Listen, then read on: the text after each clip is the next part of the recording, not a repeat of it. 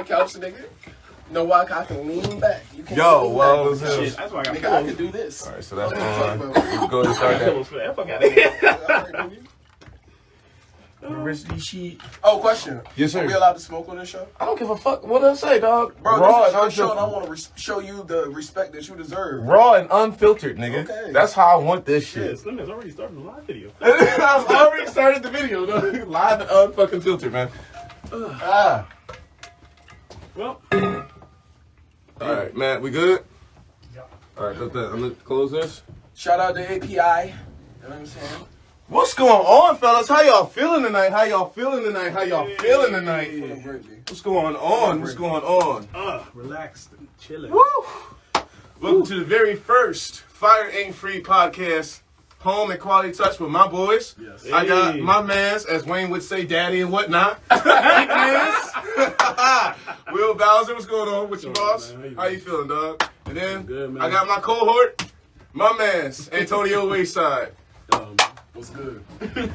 All right, so this whole podcast is about us as engineers in this industry, how we affect things, how we deal with things, how we see things, and you know what? Let's just get right into it. So, I asked a bunch of people on Instagram this past week, what are the things that you want to know about the studio and shit like that. So, first and foremost, what makes a good engineer?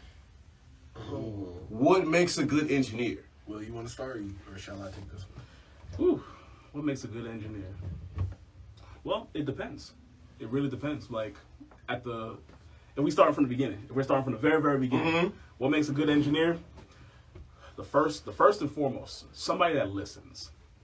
Someone that is willing to put their ego to the side. We're talking about the beginning. So we're talking 100% at the beginning stages of learning how to engineer.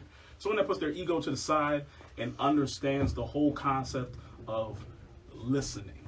Listening to someone that either has more experience than you, that is better than you. Don't lose the drive. Putting your ego to the side. Yeah, don't lose the drive of actually wanting to be great.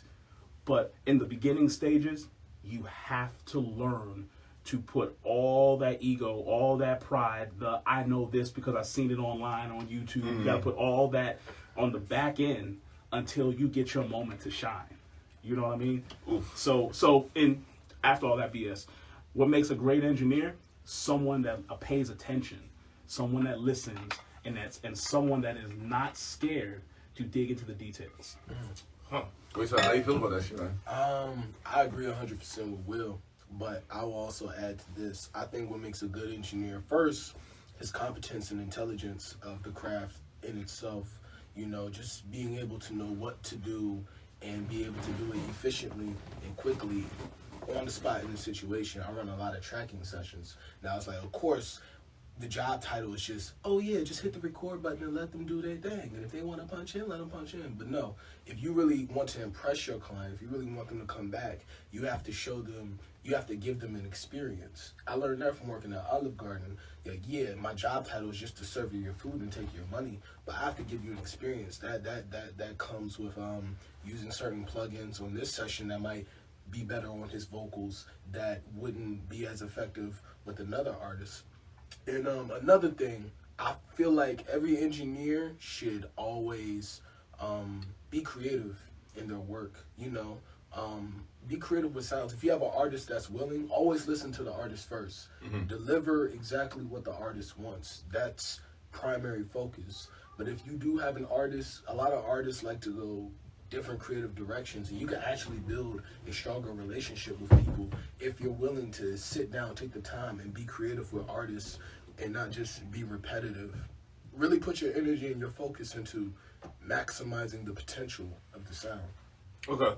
I feel that. I think that the bigger issue that I come across a lot of people is, one, a lot of people don't know the difference between a recording engineer and a mixing engineer because not everybody is both. True. Some people are really good recording engineers, but they're not good mixing engineers. Some people are really great mixing engineers, and they're not good recording engineers. And I think a lot of the things that you guys talked about kind of bounce between both. Like, for instance, you're a developer, which kind of strays from the engineer category, and it's more of a producer role, which is not to take away, but that confuses the person that doesn't fucking know. because then they think a lot of times that we're supposed to do a lot of things that really it's not in our job description. Right. Like if we take it to the bullet points of like what an engineer is, you shouldn't have to do that. You know what I mean? Yeah, like, I mean, true. But that's where you have. And no, there's nothing wrong with that because you build those connections and those relationships and in those instances, those are lifelong clients that you have gained. Mm-hmm. Yes, you're doing more work and maybe it doesn't pan out right now, bank account wise, but it'll pan out in the end because that's somebody that you now have as a lifelong client and you can depend on that shit forever. But for me, what makes a good engineer, man, I would have to say somebody that uses their expertise to only fulfill that role. Like when I get when I get requested to be a recording engineer, at the end of the day, I don't want to be a mixing engineer. Like it's very much just knowing my role in that moment because if I don't know my role, then I'm out of pocket. And I feel like a lot of times I can mess up a record because now, let's say I'm your recording engineer and I did a whole lot of work because I believe in this record. Cool. If they send it to a different mixing engineer and it's not me, that whole record is now going to be completely different than what that artist initially heard. So now they're judging that record off of what I gave them. True. And that creates a little bit of friction sometimes because sometimes people are just like, oh, well, you don't do it like my man's, so I'm going to go to them. But, okay, if you go and record with that guy, then it might not come out the same way. And I think a lot of times it kind of like fucks things up. I think that people really need to understand our role in things and like how far I'm really supposed to go. Because if you pay me for a recording session, yeah, sure, I might give you a rough mix, but I'm not giving you a mix. Oh yeah, definitely. You know what I'm saying? I feel like a lot of times they're like, oh, well, you're not a great engineer because my man's hits me out the way 40 an hour and then gives me a mix at the end of it. I'm sorry, that's not how that works. You know what I'm saying? Like, you're going to pay for that mix. You're not going to pay the recording prices and think that at the end of the day you're going to get. I think that really comes down to the level of clientele that you're dealing with, their expectations, because real artists understands what's in the job description of the people that they're dealing with. Well, then I think the question then at that point is, what is a real artist? Yes and no, because you got to educate. Or what are you defining as a real artist? Yes, you have to educate. Because okay, well, artists need to educate themselves. No, true. But listen, no. Look, yes and no. I would say it's a 50-50 split. Books out here. So this books out here. First day I met this dude, he told me, "Hey, you heard of Donald S. Passman? Go check him out." But that's the thing. The knowing the business part leads into realizing everything else. So, example, we have an indie artist, right? Mm-hmm. Might not be the beginning part of his career, but he's in a career that he started. You know what I'm saying? So, cool. Are they going to know the business? Of course not, because most artists spend most of their time, most of their life, trying to learn how to be more creative and the best creative they can be. Right. On the other side of the fence, though, is where most artists don't like to go anyway. No artist likes dealing with paperwork, which we all see. Oh my gosh, no, that is the worst. No artist likes dealing with royalty splits. No artist likes actually reading their contracts. And unfortunately, these are the things them back. Yeah, but is that our job to educate them in that aspect? So, I mean, if they book a consultation, then yeah. If I want to own a gun, I gotta go do what I need to do. Listen. It's not our job to educate them, but does it bring with it? Let me see. How can I word this? It's not our job to educate the artist at all. Their team, nobody. But you know what it brings in? It brings in greater value for us and for them. You know why? Because number one, the fact that they're talking to people that know what they're talking about. Supposedly. Well, let's say supposedly. It's not. It's a lot of people to know. I'm speaking for myself. Fair enough. So, for myself, when an artist comes to me, I know what I'm talking about. Why? Because I've been there. Number one. Number two, we research. We develop. We take all these steps so that way not only do we know what we're talking about, we stay up on the news of the things that's actually going on. We stay abreast of the things that are going on when we're talking about it. Right. So when things change, someone says, well, blah, blah, blah, my man says this. Well, when was the last time you talked to your man? Great example. When copyright law changed, you know how many artists are still out here? There are hundreds of thousands of artists out here that think that they can just go send off all their the music. whole album. to And get get it copyrighted. out. Little do you know, you can only send like 3 10. records? You listen to 10. 10? Yeah. It went from your whole catalog to literally 10 records at a time, 50 a pop, and they don't Then you even get know one that. album. If that, that's it. And the album better not be You know 12 what I'm tracks. saying? But this is that kind of information.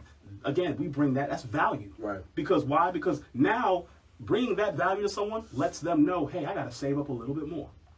I have to be a little bit wiser. I have to make better moves and decisions, not for tomorrow, but for next year. Right. You know, next week. But those I are the guess. kind- Go ahead. No. Go Those ahead. are the kinds of decisions that just literally set the longevity of your career. That knowledge, the education. I mean, of course, it's always going to come down to how Talent, good work your music ethic. is. Yeah, how How good good your your music music is is, and how yeah. much content you're putting out. But no, like behind the scenes though, on like just a wisdom playing the game and politicking strategy that really deciphers the longevity of your entire career, whether you want to admit it or not. I feel like we're talking about career artists, not people that are like after hobbies or are not sure SoundCloud when it. No, like when we talk about what a good engineer is, I feel like there's two levels to it. You have the people that have no idea what makes an engineer and who to go to, so the first person they stop on is their base level. True. And that's the like scary aspect for me, because when I first started rapping, a lot of my boys, I learned from them, and they had bad studio etiquette and bad studio knowledge, and they just thought that they knew certain things, and they passed that down to the next person, and the next thing you know, now you got 10, 15, 20 people that all have like bad etiquette and don't know what it really means to be an engineer and to have an engineer. Versus if you've been doing this thing for a while, or you have a manager, or you have a team, your team's not just going to settle for anything. Now, while they might not all be educated in it, there's always, we get those clients where it's like, yo, I used to work with so-and-so. They might be friends of ours. They might not. And it's like, okay, well, why did you go to them? Because when we do quality check, like a lot of times we're just sitting here like, bro, like, Like, whose man's is this? not just whose man's your is this, business, bro. but motherfucker, like, you listen to music on the radio. Yeah. You have an iPhone, you have an Android, you have Spotify, you have Tidal, you have some shit. Yeah. If your music doesn't sound like that, why doesn't it sound like that? So this is what I've realized though, even from running with Quality Check Live, that at the end of the day, most people, they come to us because of how we hear things. Our level of skill and experience is based on not only just our knowledge, but again, our skill and experience. We don't just listen to music for enjoyment. We listen to it, we break it down, we analyze it. Right. We then ingest what we've done and then put that back out into what we work on. Side note, y'all will never want to listen on a car ride to music with this nigga because we dissect shit. All the time. We don't even listen to it. But that's the thing. Whereas the clientele, they ask us to do things that we might suggest don't do. But if they just are on a hard stance, that's what I want. Mm-hmm. You give someone more reverb when they ask for it, and you go, that ain't it. Yeah. You tell them to their face, that ain't it. Guess what? Hit the talk back. Hey, bro, I ain't really feeling it. But guess what? After that mix is done, they ask you for it. You're gonna just fold and give it to them. There's no fight on it. You know why there's no fight on it? Because that's what the client is asking for. You give it to them. You give it to them the best. I think that's like that 2% that any engineer gives another engineer. Is when you get those files and you hear the shit that you hear, your head has to go, all right, is this motherfucker a dumbass or is the engineer a dumbass? Well, see, and at the end of the day, like the engineer has to fulfill. Yeah, what's being asked for. If the artist doesn't know any better, and that's where like you're talking like the education, and I feel you on that because I do feel like there is a bit of personal responsibility that everybody has to take. Yeah, of course. I feel like this though. I feel like as a mix engineer and a recording engineer, when I ask for a mix, I always say, bro, if you want it to sound like the pinnacle of your rough, make sure your engineer sends me these stems dry as hell. Then just send me your rough, and I will match them. I promise you, because I'm not about to EQ a lead vocal with hella reverb on it. Oh man, I've gotten that shit. I'm not doing that. I'm not going to do that. So send me your stems dry in there to the bone. Then send me your rough, and I will maximize the potential of your creative vision. That's where I go. Speaking to your So point, it's like it's like how important is the recording process? If your chain is solid, it doesn't matter if you give him a shit ton of reverb. That's what he wants. You have to give him what he wants. Yeah, of course. But it's like if you're dealing with a good mix engineer, regardless of the fact, it'll still come out beautifully. I don't know. Well, no, I was gonna say, like, we've all heard records that, oh yeah, the record did great. Yeah, but it sounds like shit. yeah, I was about to say, like, Look, people, shit, you know how man, people I are. gotta Would come you like to throw out some examples? I mean, Rod shit. Wave. So hard gonna to throw throw shit out something there, out. man? Oh, man, here we go. To believe. It's a a- great record, but yeah. a terrible mix. Man, a hard mix. Terrible. It was a terrible rub. Yeah. Let's not play, man. Like, we hear Yo, these I seen major records I seen and a we're just video like, of how he bro. records, and it makes so much sense of why it sounds like that. And know we're what I gonna look get up to to? like the recording aspects I hate of this shit nigga. later. I hate this nigga as a person. But yo, the fact that you told me his recording process was some shit, then I listened to his mixes after the fact. Tekashi 6ix9ine got some amazing fucking mixes. Well, no, it depends on where you record. Jesus, you gotta, Dustin hold on. Let me elaborate. It was his first records that he did sounded like trash because he recorded them himself. Obviously. But then he went to better studios, and then he's a yelling rapper. So when they're like, oh yeah, do that again so we can turn down the input, whatever. Nah, they want it like that. Cool. That's why shit was distorted originally. You hear it now, it sounds great now and from a while now. Why? Because at some point you have to learn how to make that work. Oh yeah. Like how we're talking about the artist is asking for that. Guess what? The artist is saying, I like that distortion. Well, guess what? This is what happens. This is what you get. That's what When a you don't get mix that knob is compressor. for, nigga. No, not just that. No compressor on the vocal. Guess what you get? Oh yeah. Guess what? Oh, I like that distortion. Cool. Let's crank up this input. Throw this nice compressor on there. Probably like a what? A nice little, maybe a DBX or something. Something that's gonna grab Ooh, it quick. DBX. Okay. Or something. Yeah. You know what I'm saying? Hell, even a fucking a distressor, right? Something that's gonna grab it, but let him be as loud and crazy as he wants. So it's just Yeah, but limited. it keeps it where we be like, oh, we can work with this. Sounds Versus fire. just slapping that shit right on the channel and leaving it Yeah. because the artists think the shit sounds good and Because you're just you like, can't do that. oh, what the You fuck? can't do that. You have to have the chain artist. Because it's those things that, again, as being a good engineer, it's a quick judgment call. Like, okay, they like this, but I don't like this. I need to make my job easier in the long run. Because you're slapping your name. Like, Yeah. those credits are on that Yeah. shit. And if you're about your shit and you put your credits on Facts. Discogs and a nigga looks you up, next thing you know, oh, I want to look up Will Bowser because I've heard of him and I've seen him on Instagram. Oh, let me see Man. this record. And oh my good, Will? Did the fuck? Oh, hell no. Thank God I do a whole Not my record. money. Thank God I do a lot of records. Not my Cash App. You got me fucked up. Like, nah. Because, but Yeah. ultimately, like, just from the whole thing, again, like, just a good engineer. There's so many things that make a good engineer, though, and there's so many hats that a good engineer wears. You know what I'm saying? Like, Yeah. when we're talking right now, in 2020. This isn't 20 years ago, 30 years Most ago. engineers act as producers, Yeah. even though we don't get paid for it. Yeah, really. The Like, reality. We're giving the advice competitive that edge, though. because It does give you a because we know competitive records- edge. It just would be nice if we got paid for our competitive edge. Well, no. Let us not say that. Let's not 'cause we forget the do- royalties we do that get we it. are- No, yeah, the royalties, yeah, all that that- shit. that But we, like, negotiate. Nick, okay, would you like to be paid as just an engineer, or would you like the extra check that comes as being also the producer? All I the would like above. it. All of the above. Because at the end of the day, yeah, if we're in here and I'm giving out advice, not just advice, if I'm giving direction, then I'm taking the role of the producer.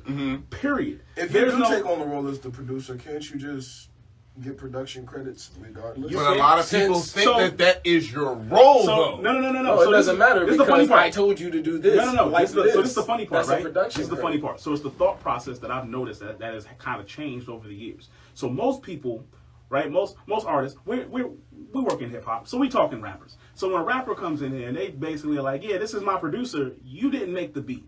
To them, in their minds, they are thinking about someone that put their hands on these keys. They are thinking about someone that sat in a house, sat in an apartment, sat in a basement, and put all these pieces together. Well, then that brings up. Hold on. Whether that person even had a team or not, Right. when they were putting it together, because they're not thinking that, because no knowledge on it. Right. So now, when they sit down with you, they might not have the idea on how to actually execute the vision that they brought to the studio with them, but because we are the kind of engineers that understand not only value and worth on both our end and their end, We have that. Why? Because we all made beats before. We've been in sessions with real producers before. We've sat behind the boards where someone's giving direction and understood that, guess what? This record needs this, this, and this. You know why? Because my years of experience and time has told me that this record I've heard before, or at least a version of it, and it needs this, this, and this. It's like making pizza. We've been to plenty of pizza places, right? Do they all taste the same? Hell no. Baby. But guess what? We all know how to make pizza. Right. The basic setup on how to make pizza, we know how to do it. What you decide to change up in it is on you. But guess what? We make pretty damn good pizza. Right. So they're trusting us. Might not be our role. We might be the nigga that just throws it in the oven. we might be the nigga just getting the dough, flattening the dough real quick and tossing it to the next one. But they don't know that. They're standing at the counter, not paying any attention, no mind whatsoever. All they want is us to get this pizza finished. That's cool. That's cool, but then Matt's got one. That's the argument of what's the difference between a beat maker and a producer. And oh, that's easy too. That's another easy one too. I mean, yeah, of course, but who's finishing the record? The producer. That's the beat maker community ain't going for nothing though. They don't have to. See, it's all about knowing your place. That's all, and playing your position. This is a team sport. This isn't. Appreciate you guys. Appreciate it. This is one of these out here. This isn't just. We'll do a little commercial break. Whatever. What do we always talk about, right? Like, what do I always tell y'all? This is the NBA. All these artists want to be in the NBA, right? Mm-hmm. That's cool. You can want to be in the NBA all you want. I'm an engineer though, and I'm in the league. So guess what? You're an artist, and if you want to be in the league, I can help you, but I can only help you so far because you got to prove it. You might not. You ain't. You can try to LeBron James that shit as much as you want, bro. But if you ain't worth the trade, my nigga. I'm not a record label. We are a recording studio with very capable and handy and amazing engineering talents and skills that we've also broken off into other realms. But I'm not signing anybody. So because I'm not signing anybody, you can't play on my team as an artist. You can't be an artist on my team. We provide service and knowledge. You know what I'm saying? Again, that reaches into other realms, but signing an artist, it does not. So guess what? Yeah, that's your management, bro. We can help you, but again, my nigga, I'm here just to slide the pizza in. I feel that. And because I'm here to slide the pizza in, at some point, if you ask me to put some things on this pizza, I'm passing it to my mans. It's what we do when someone says, "Do you mix and master?" I'm not mastering anything. Well, but you can. I can. That's not, yeah. We all know our lanes. I can master a record, yeah. But guess what? Would you rather me master your record, or would you rather have Drake's mastering engineer master your record? 9 times out of 10, I would take Drake's mastering engineer. That's what I'm saying.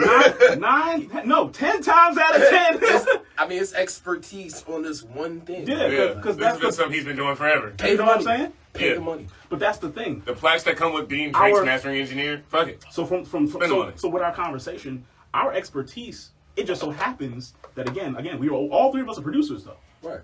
All three of us make beats. Right. Yeah. Now, Check out BeatStars, Antonio Wayside.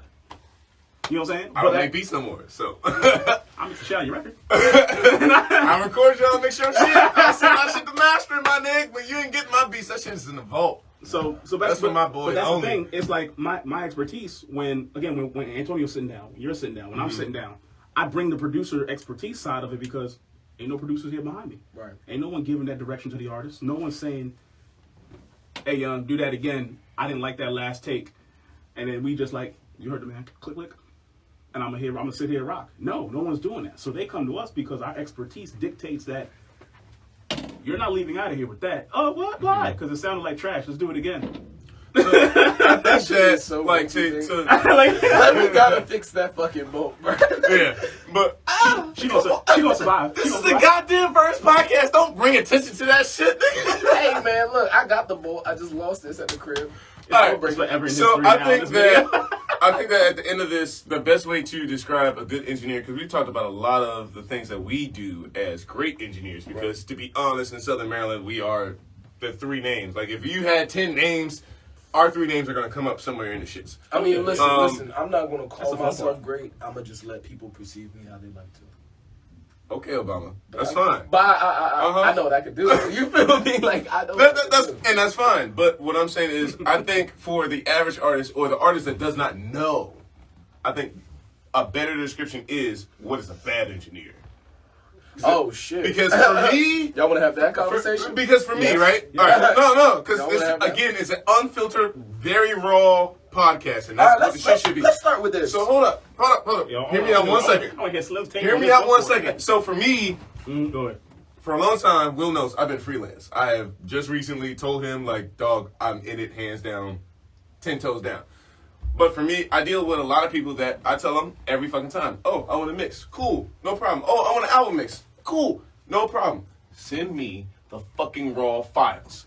Why do I get files? And you are my witness because I brought the shit here. I know. I got files with auto-tune on them. I got files with reverb with no BPM attached to the shit, so the shit's just everywhere. I got delays everywhere. Like, that's a bet. If I tell you go talk to your engineer and send me nothing but raw stems, and you send me them stems, I'm waiting at the studio, and I got nothing but clutter. It looks like a fucking hoarder's house, and my goddamn stems, and it's only 4 tracks. That makes yeah, you you got a bad engineer. Incompetent engineer. Because if if you copy and paste the message I send, and I say, yo, I need raw stems, ooh, and you fucking tell that nigga that shit. Slim, let me say this. You got bro, your shit, bro. You know what the most irritating this shit is? There's a lot of irritating Have shit. your engineer send me the stems, right? You tell the artist, yo, have your tracking engineer send me the stems. And then these niggas send you the most unconsolidated files, just all at the beginning of the record, yeah. just compiled to the very beginning. Like, I'm supposed to, like, plug and play this shit, like, figure out this puzzle of where the fuck the vocal is supposed to go. Oh, a I'm nigga like, that doesn't know how to make a stem? Oh, my... Yeah. It's been a pleasure working with you. But, Yeah, I have other artists that actually give a fuck about that. Niggas that don't know how to make stems Like, piss me wait, off. what do you mean? Your engineer's fucking. Where you get like a stack of like 12 files and all of them start at 0 and you have no idea what's the first verse or the second verse. That's like the easiest way to take a client from Here's another engineer, my bro. worst, and this goes for both. This is what I personally have hated over all these years of engineering. Oh shit! This nigga's pulling his history. I hate with like the passion of Christ. I hate. Nigga, what? I hate bitch ass egotistical engineers who feel that sending you their files, they shouldn't do it. When the client, dick. When the client that has paid their job, tell my balls It's why your you fucking job. What the fuck do you mean? That's only the half acting side. like you shouldn't have been your chain. Like it has some secret Then there's shit. the other side with the artist. Well, I figure I was just gonna be loyal to my guy. Let me get this straight. And this Nigga, is what fuck your guy. This nigga is Jon Snow. you know what I'm saying? I'm gonna need y'all to stand there and take these L's, but I'm gonna die. I mean, I said L's. Like it's like the. It's not just you niggas. Everybody's gonna die. The worst. It's the worst shit ever. Like, if your guy says, "Well, I'm gonna send you these files," I bet. The files come up like you just said, all at the front of the joint. I go, okay, cool. I used to feel like an asshole because on the website to our studio is a whole section on how to export files in whatever DAW your engineer is working with. That is kind of some asshole. It is, but you know what? But guess what? That is. I wouldn't have to be that asshole if your engineer decided to be more educated. This is what we're gonna do. Remember those tutorial videos you wanted to make? Fuck all that making them at the top of the year. We're gonna make a fucking video on how to export fucking mixes in each and every DAW. Whether it's Pro Tools, Reaper, Logic, Reason, fucking FL Studio 13, 15. You know the funny thing is though, all of those have like existed. 20, nigga, 13. Yeah, they were like goddamn 20 now. But they just jumped from like 12 to 20, didn't they? Listen. But that's all the same. It's all I don't use the FL same. Studio.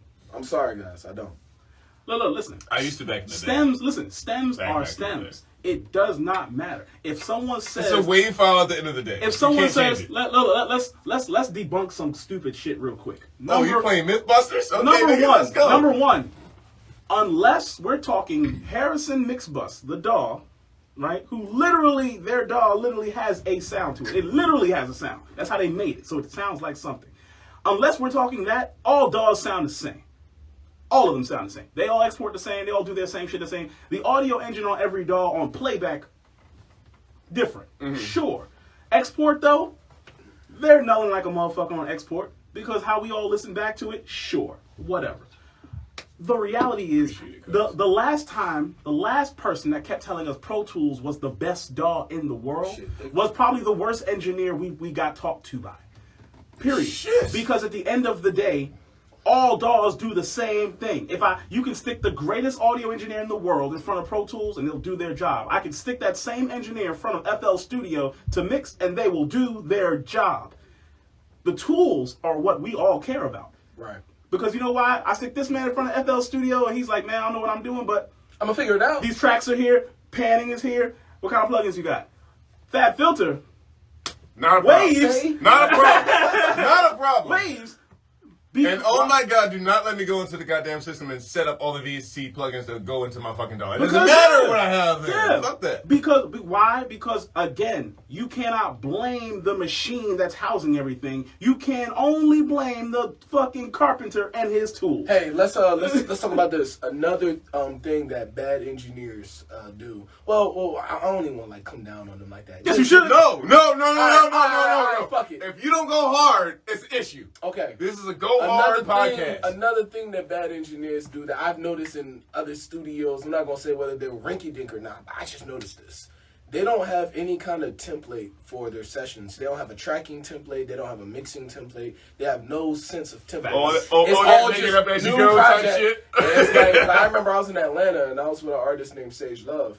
And shit, my nigga. God, I mean, when the table says. I was with an artist named Sage Love, and she's cool. Shout out to Sage. We went to the studio, walked inside the damn studio. The shit smelled like booth. Like it smelled like somebody was fucking on the couch. And I was like, see, why did I not think weed? And I'm like, it was definitely booty. I was like, all right, this is what we have to work with, I guess.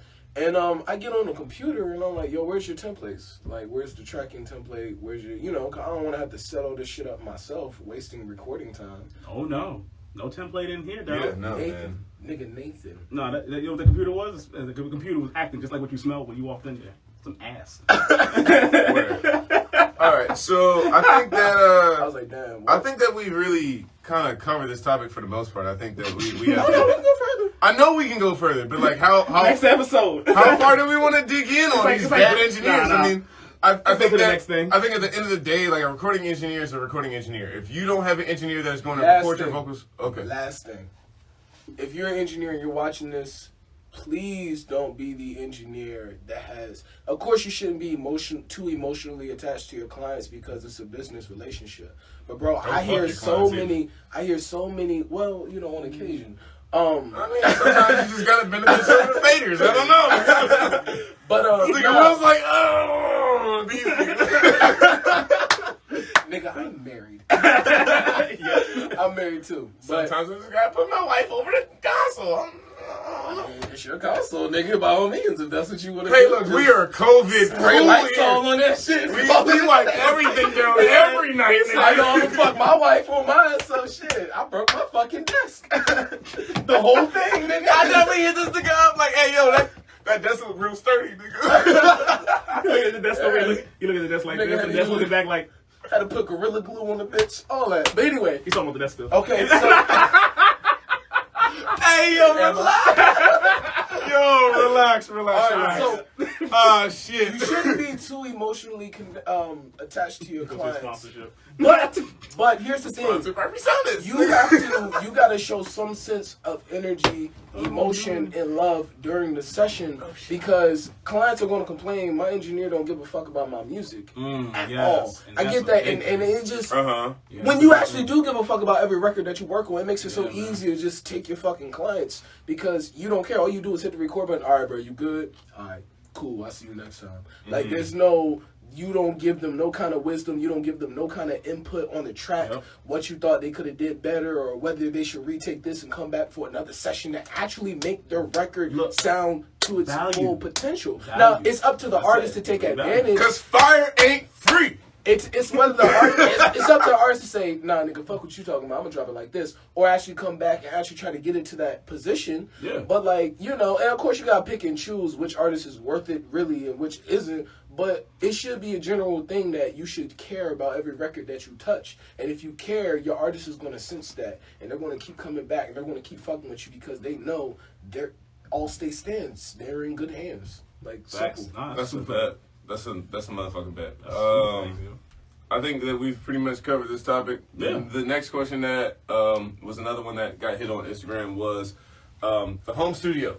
Yeah. How to build a home studio. What it takes to build a home studio. The pros and cons of building your own home studio versus going to a project studio such as Quality Touch or going to for a better lack of terms, a more commercial building Number studio. one, don't build it in a small fucking room. Don't be in a don't go in your closet and set up a little computer stand with a microphone right there.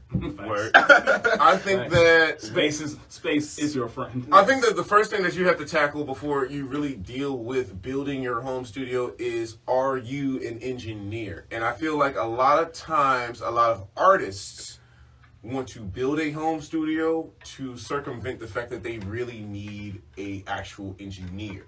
And I think that's a huge issue. Like, yes, I can tell you all the steps to build a home studio.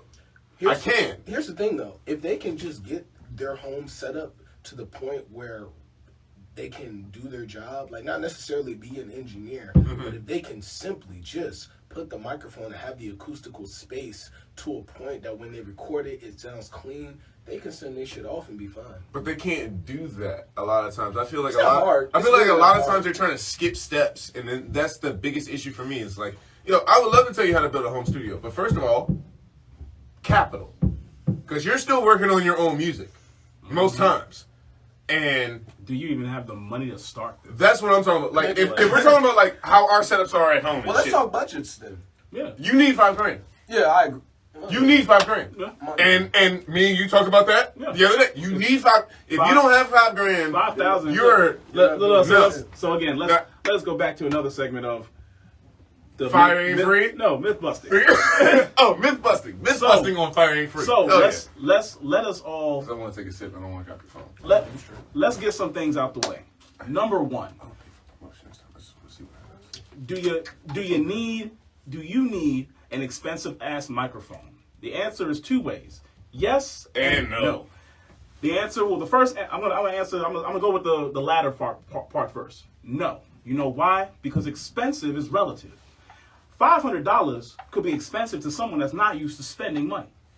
$1,000 could be expensive to people that aren't used to spending that kind of I money. mean, if you don't got that kind of Now- money, you can do an MXL in a nice room. Now this is where the no kicks in. Now, also on top of that, if you're an actual competent engineer with knowledge and experience, then no, you don't need $1,000 microphone. But the other side exists too. Why do we say yes? Because quality. Yes. Fire Ain't Free. Shout out to my father. He told Quality. me this. You will only be as good as your tools. That's right. Of course, you can get not necessarily a shitty microphone, but you can get an adequate microphone and then via plugins make it to the sound that you want it to be at. But if your microphone was like that off the break, how do you think the plugins and the hardware would act after the fact? Nigga, I'd rather use a drill than a hammer. Situation dependent. Listen. I mean, obviously, niggas. Listen. You get Let what I'm me saying. finish explaining. So on the yes side, right, and everything you said does apply, but on the yes side, it's to make the job easier so you can focus on the music. Ding, ding, ding, ding, ding. But this was a let's- King Gino question. So That's no, but that's fine. How do we Because build a home me- studio but and the me- pros and cons of it? But these are the okay. So all right, pros and cons. You can go cheap, or you can do it right. Now, when people say, "Well, what does that mean?" Here's the clue. You get what you paid for. Here's the clue. When any of us say it's gonna cost you $5,000, most people there are people out here right now probably watching this later on. No, it ain't gonna cost you no $5,000. Okay, let's paint this picture, right? Oh, there we go. Somebody paint- get a calculator out right now. Let's paint the Goddamn. picture. Now, Speakers? let's start from the Oh, beginning. computer. Thank you. Computer. Now, At least. what kind of computer are you buying? Because a rinky-dink computer, guess gonna- what? It ain't Too worth much it. processing It power, too will much be. CPU. It gonna will be destroy $1,000. It's computer. 2020. If you have anything less than an i5, you're fucked. That's it. And Yeah. that's a stack. You want to get a used computer, you're gonna get used computer problems. So let's be real here. My Windows 10 don't work. It won't update. Oh my god. Number two, the interface. Now, this will literally be your very first knock on the door of quality, because when you get a shitty interface, you get noise. Guess what? The more money you pay for a better interface, they cost more money because they take care of more problems. More, what kind of problems? When I turn the gain up on the microphone, I'm not hearing a whole bunch of. You know why? Because good preamps and good line inputs don't do that. We're not even talking cables yet, and that's extra money. That's stupid money. You might spend like $200. So again, someone's gonna be like, "Well, I can use my Focusrite interface." You can.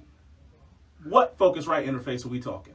Because Focusrite has 3 levels of interface, and look, I want you to realize that Scarlett is the lowest level Focusrite sells. That's entry level. The Claret is their mid-range, and their Red series is where the Fire comes in. So, this man have made big records on Clarets all.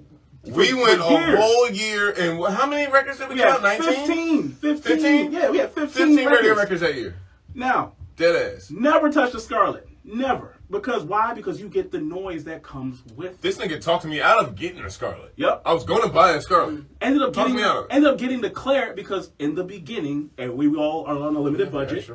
But guess what? That limited budget got us a great entry level interface. Now, that's interface, right? Mm-hmm. Let's go to the meat and potatoes. So wait, hold on, real quick. What? How much money are we at right now between computer and interface? $1,500 to $2,200. 15 to 22? Yeah. So let's just round it off at a cool. So we're being nice. Let's round it off at a cool 2. At a cool 2. Let's just say it's a cool 2. Let's say it's a cool 2. We haven't even touched the mic yet. Okay, right? Cool. Because we're just being nice. It's a cool 2 right now. Microphone. Now, there are all kinds of conversations we can get into. There are all kinds of microphone developers and microphone designers in the world. Here's the problem: you don't know who the fuck they are, do you?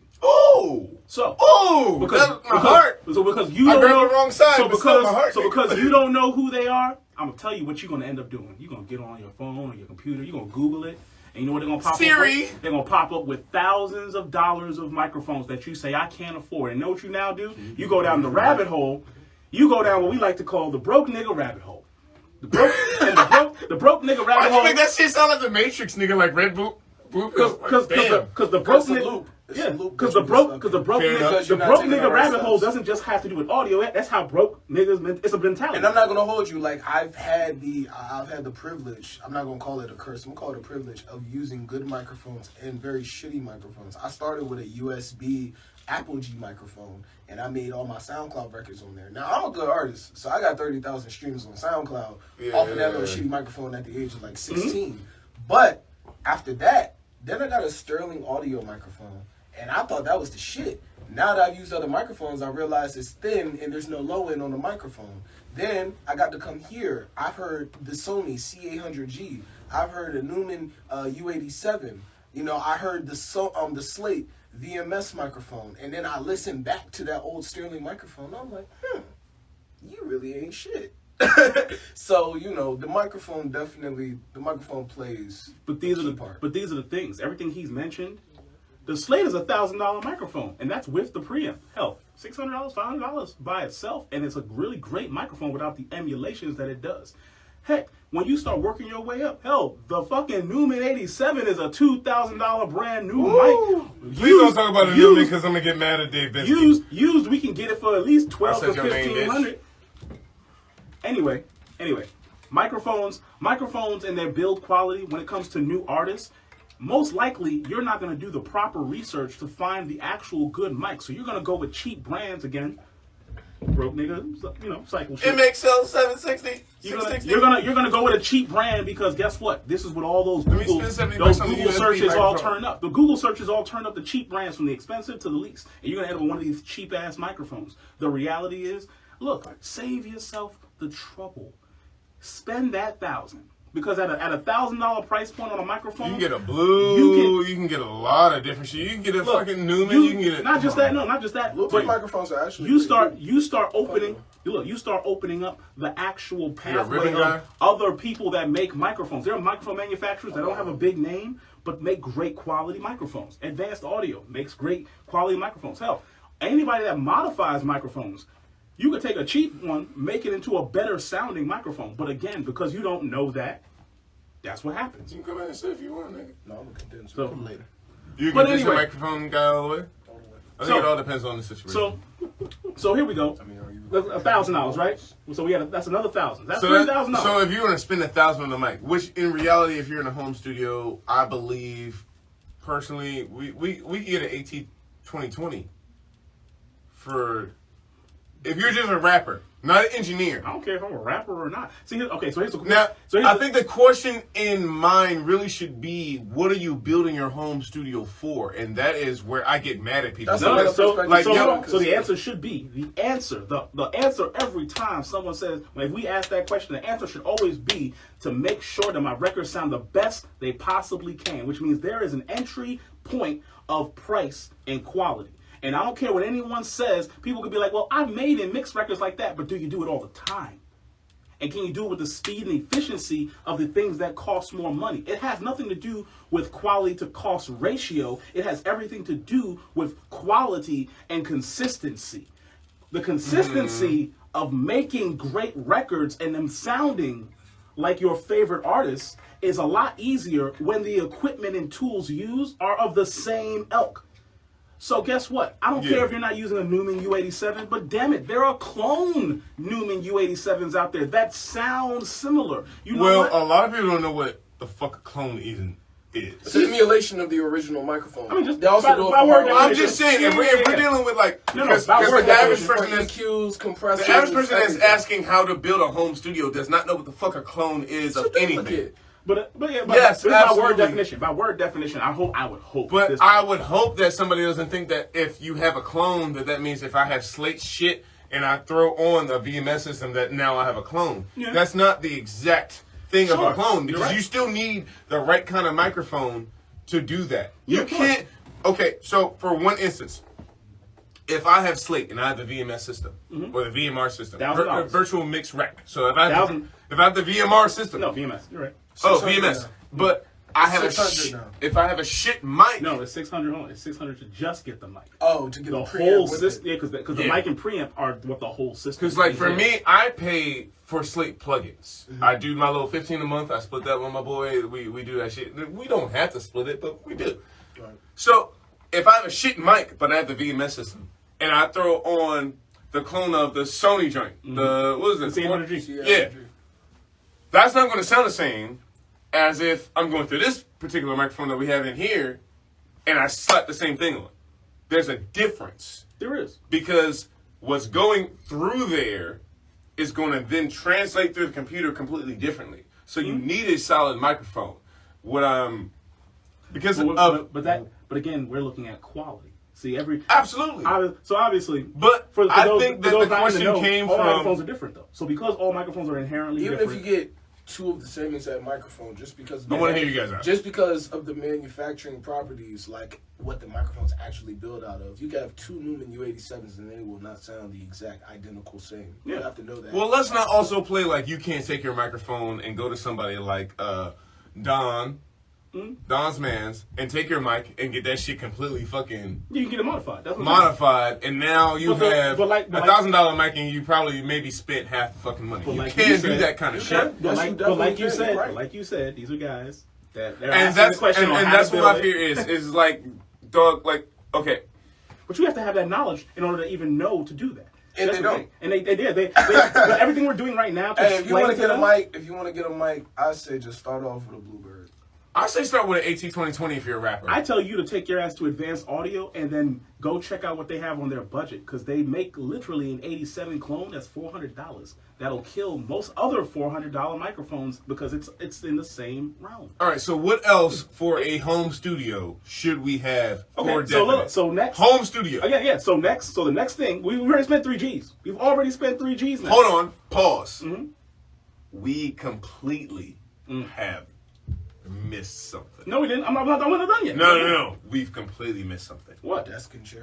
Acoustics. No, we we were haven't getting got to to that. We were getting That's to the thing. that. He's I asking. think that should have been first. No, it shouldn't. No, Listen. definitely shouldn't. When these artists If are you asking, got a shit room but great equipment, I agree that it should be first, but the reality is all these people are asking for is the equipment side. They don't care. They're not caring about the acoustics. Now, is Slim right? A million fucking should percent. give a fuck You about know the why? acoustics. No, listen. Now, this is why it doesn't matter. Because guess what? I'm gonna tell someone that's already in the broken nigga mentality that just get a nice pair of headphones at this point. You don't need speakers. You're not gonna don't. No, but you got a nigga with a fucking Chaotica ball and a shit fucking mic. That's just still gonna sound like shit. I mean, guess what? But it's only gonna sound like shit because you can't afford anything else. Please don't buy Chaotica balls. This shit pisses me off, man. His favorite artist his favorite artist was in the picture with it though. I don't give a fuck. I don't care who the fuck you saw. I promise you, with that Chaotica ball, and I'm sorry, I know it's called a ball. Chaotica balls. It's called the eyeball. Don't make me look immature. But no, this is a raw podcast. And at the end of the day, dog, like, don't sit here and think that because you saw your favorite artist in front of a Chaotica ball or the little foam joint, the little circle joint, you know what I'm talking about? The reflection filter. Yeah, the little dumbass reflection filter that puts you in a category where you can just go wherever and you can record wherever and this shit sounds phenomenal. No, nigga, that is a reference. Let's speak on that. Let's not bullshit. Let's speak on that real quick. Because what happens is when people have tunnel vision, right? Most people that don't do this engineering wise have tunnel vision. Engineers have tunnel vision when we want to. Yeah. But when it comes to quality versus the whole price thing, bitch. I'll tell you right now, most artists, right? Everything you just said, most artists are gonna be like, but my favorite artist does use it. But your favorite artist uses that as a reference. But no. But listen, never take that shit. No. But their tunnel vision. Listen. No, because Drake's first album was recorded in plenty of places with a reflection filter in hotels in different places. Hold on. But their tunnel vision makes them exclude the fact that he also recorded on a Neumann U87 microphone that costs $2,500. Do you understand? Shit, yeah. You understand? You got a great point. You understand? Man. Your tunnel vision. This is where it messes most people and artists up. Your tunnel vision, because you're like, yeah, he's using the eyeball. What's that mic underneath that eyeball? You lift it up. It's probably a Neumann 103. What's it hooked into? A Neve 1073 preamp. That's a $2,000 preamp. Hooked into what kind of compressor? A CL1B $4,000 compressor? Shout out to Icon and shout out to Sweet Moccasins. I love y'all niggas. You know y'all what I'm hilarious. That's the thing. When tunnel vision happens to an artist, they don't care about the truth. They care about what their optics are in front of them. But the reality is, again, when you see your favorite artist, what's going on? What's going on out here? And what happens behind the scenes? Because at the end of the day, this is not a fucking Empire show. You don't get to these plaques and shit with drip, drippity, drip. Like, fuck y'all. Fuck that shit. Stop doing that shit. Even when you watch these documentaries about these rappers, man, a lot of times there's not that information where you get to understand that, okay, yeah, they might have done the rough. Like, bruh, if you got me fucked up, okay, name your favorite rapper that's been in prison. I promise you, I don't care how much they rapped in prisons, at some fucking point, they got to a mic in a closed room that they could do that shit correctly. And that's the reality of the situation. Yeah. Is that at the end of the day, they were not in a jail cell with an MXL. Fucking like don't give me that shit. Oh, singing window shot. The mixtape level has died. Next thing you need to buy, that you should buy, is a doll. Thank you. See, that was the next thing. That was very next. Buy your doll. Oh my God. Buy your fucking doll. Don't crack that shit. So stop going to Pirate Bay. Hold on. No. It's appropriate in some instances. If you just are broke. This is the part where I don't have to explain this. Antonio, why should you buy the doll? Because what would happen if you don't? Oh man, your shit could crash. Or if you update your computer, it will no longer be compatible and you'll lose all your work. And you dumbass motherfuckers be cracking these shits with your firewall still fucking open. Yeah, definitely. That company be like, oh, so you just out here taking shit, huh? So next thing you know, you can't even buy the shit because the company knows your fucking IPS address, dumb motherfucker. So for all of you that think we're just talking out the side of our neck or out of our ass, I would love for you to go check out FL Studio and how they have gone and cracked down on people that have cracked their shit. I think this is a great time for a commercial break. Antonio, would you like to? By all means, let me get this. And I got Matt's new card too, bro. Oh, okay. Let me get here. Let me use yours. Is this camera on? Oh, both cameras are on. Okay, can I do it twice? You can do it 3 times, motherfucker. Do your guys. shit. Are you tired of your record sounding like some bullshit? Hell yeah! You need a professional recording studio to go to track your records? Fuck you need professional mixes and mastering? Then please, come mess with me and my associates. at Quality Touch Studios. We have all the audio. Oh shit, I fucked it up. We have all the audio stuff for. What's the word I always say? I gotta do it 3 times. I don't even know, nigga. We have all the audio. This is our first one. Give him a chance. Give me a chance. Give him a chance. Run it back. Yeah, turn the lights on. Hey Right guys. in the mood. Hey. Are you tired of records sounding like some bullshit? Hell yeah. He's gonna get over there Are you next. tired of records sounding like some bullshit? Do you Hell need a yeah. professional music studio to track your records? Do you need professional mixes and mastering? Please come to Quality Touch Studios. We have all the audio services that you need. Alright, let me do it for the live real quick. Hey guys, are you tired of you? Damn niggas. I need No, you good, G. No, I need that, yeah. No, I got you. Damn niggas. Are you tired of your records sounding like some bullshit? Fuck yeah. Do you need a music studio to get your records professionally Nigga, tracked? about time. Do you need professional mixing and mastering on your records? Then Talk to please, the bastard. come holler at me and my associates at Quality Touch Studios for all the audio services you need. Thank you. Alright. Alright. So Buy your doll. Buy your fucking doll. Buy your doll. here's the thing that we're gonna do every fucking time that we have a podcast, and I hope that you guys are enjoying this shit so far. However, my former intern made engineer, this nigga Matt Handy. Hot take time. We got hot take time from my boy Matt Handy. This nigga's been here from the jump, 8 years in. There you go, Matt. And I just want him to say whatever the fuck is on his heart. Come on in here, nigga. Yeah. Hello. Yeah. How you feeling, Matt? Good. I'm good. Hey. So, hot take time. What you got for us? Hot take. So my hot take today, this may be controversial, but Fuck it. why do people feel the need or the want that or is there a word I'm looking for? They feel like they need a discount. They feel compelled for a discount. to need this like discount on everything. I see it all too often, and especially in this area. Because niggas are broken, they don't value our work. I get that, but at the same time, like Hold on. they don't value This their is his own hot work. to the cameraman. This is his hot take. I feel like they don't value their own work, and I know you guys have gone over that on quality check stuff and a little bit in here and everything, but value your work. know your worth. My question to you, because this is your hot take, why do you personally feel like that might be the case? I don't mean to put you on the hot seat, but you're on the hot seat. It's a hot Fuck seat. it. It's a hot seat. I don't even know. Like it's what I see in people is, like I said, they just don't know their worth, and they don't respect what the business is doing, whether they know what the business is doing or not. I agree with that. And that just, to me, that seems like an issue among the masses. That a lot of people just want the discount. They feel some need or some type of way that's what they deserve. I mean, I can answer for whatever reason. I can answer your question though. Go ahead. The reason why most people do that is because that is what they're used to.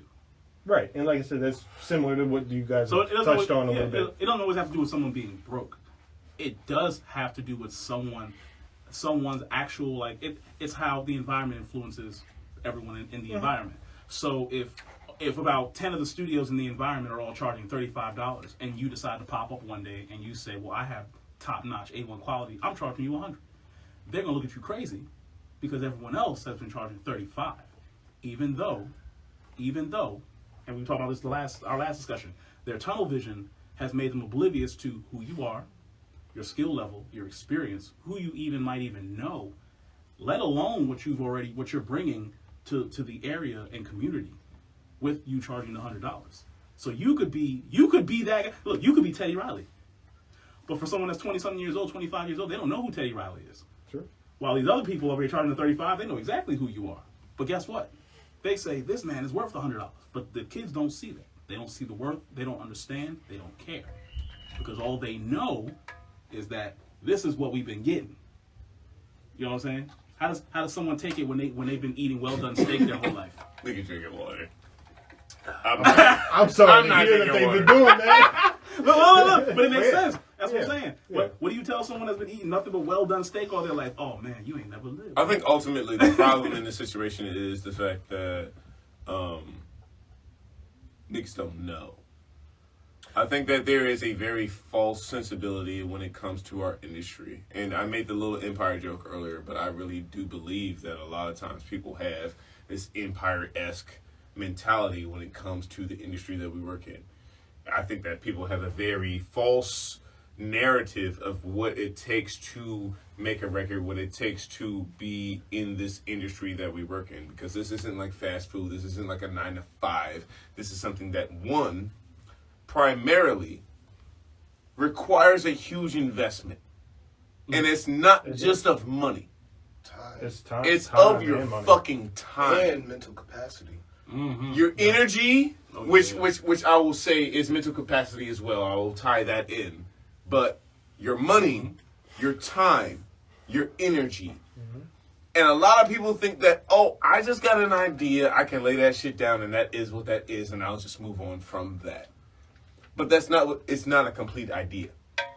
To turn a complete idea, and this is one of the reasons why, like, me and Will have talked for years, and me and you have also talked for years, and me and you have talked For about a year. For about a year. And me and Austin, shout out to Austin, he's in the background right now. We're going to try to bring him in this bitch, but however,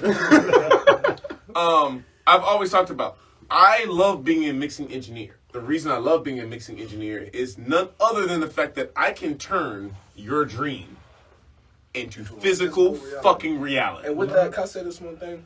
You have to understand, in this music game, firstly, we don't sell fucking pasta and we don't sell cigarettes. We sell intellectual property.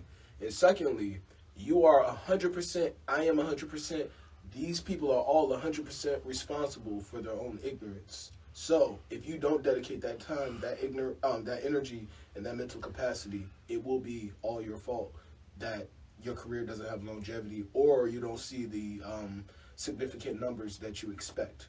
It's all on you. There's no excuses. Nigga, you either gonna put in 10,000 hours, and you either gonna make the records, and you're gonna show up to your sessions. Hey, what's up, Brad?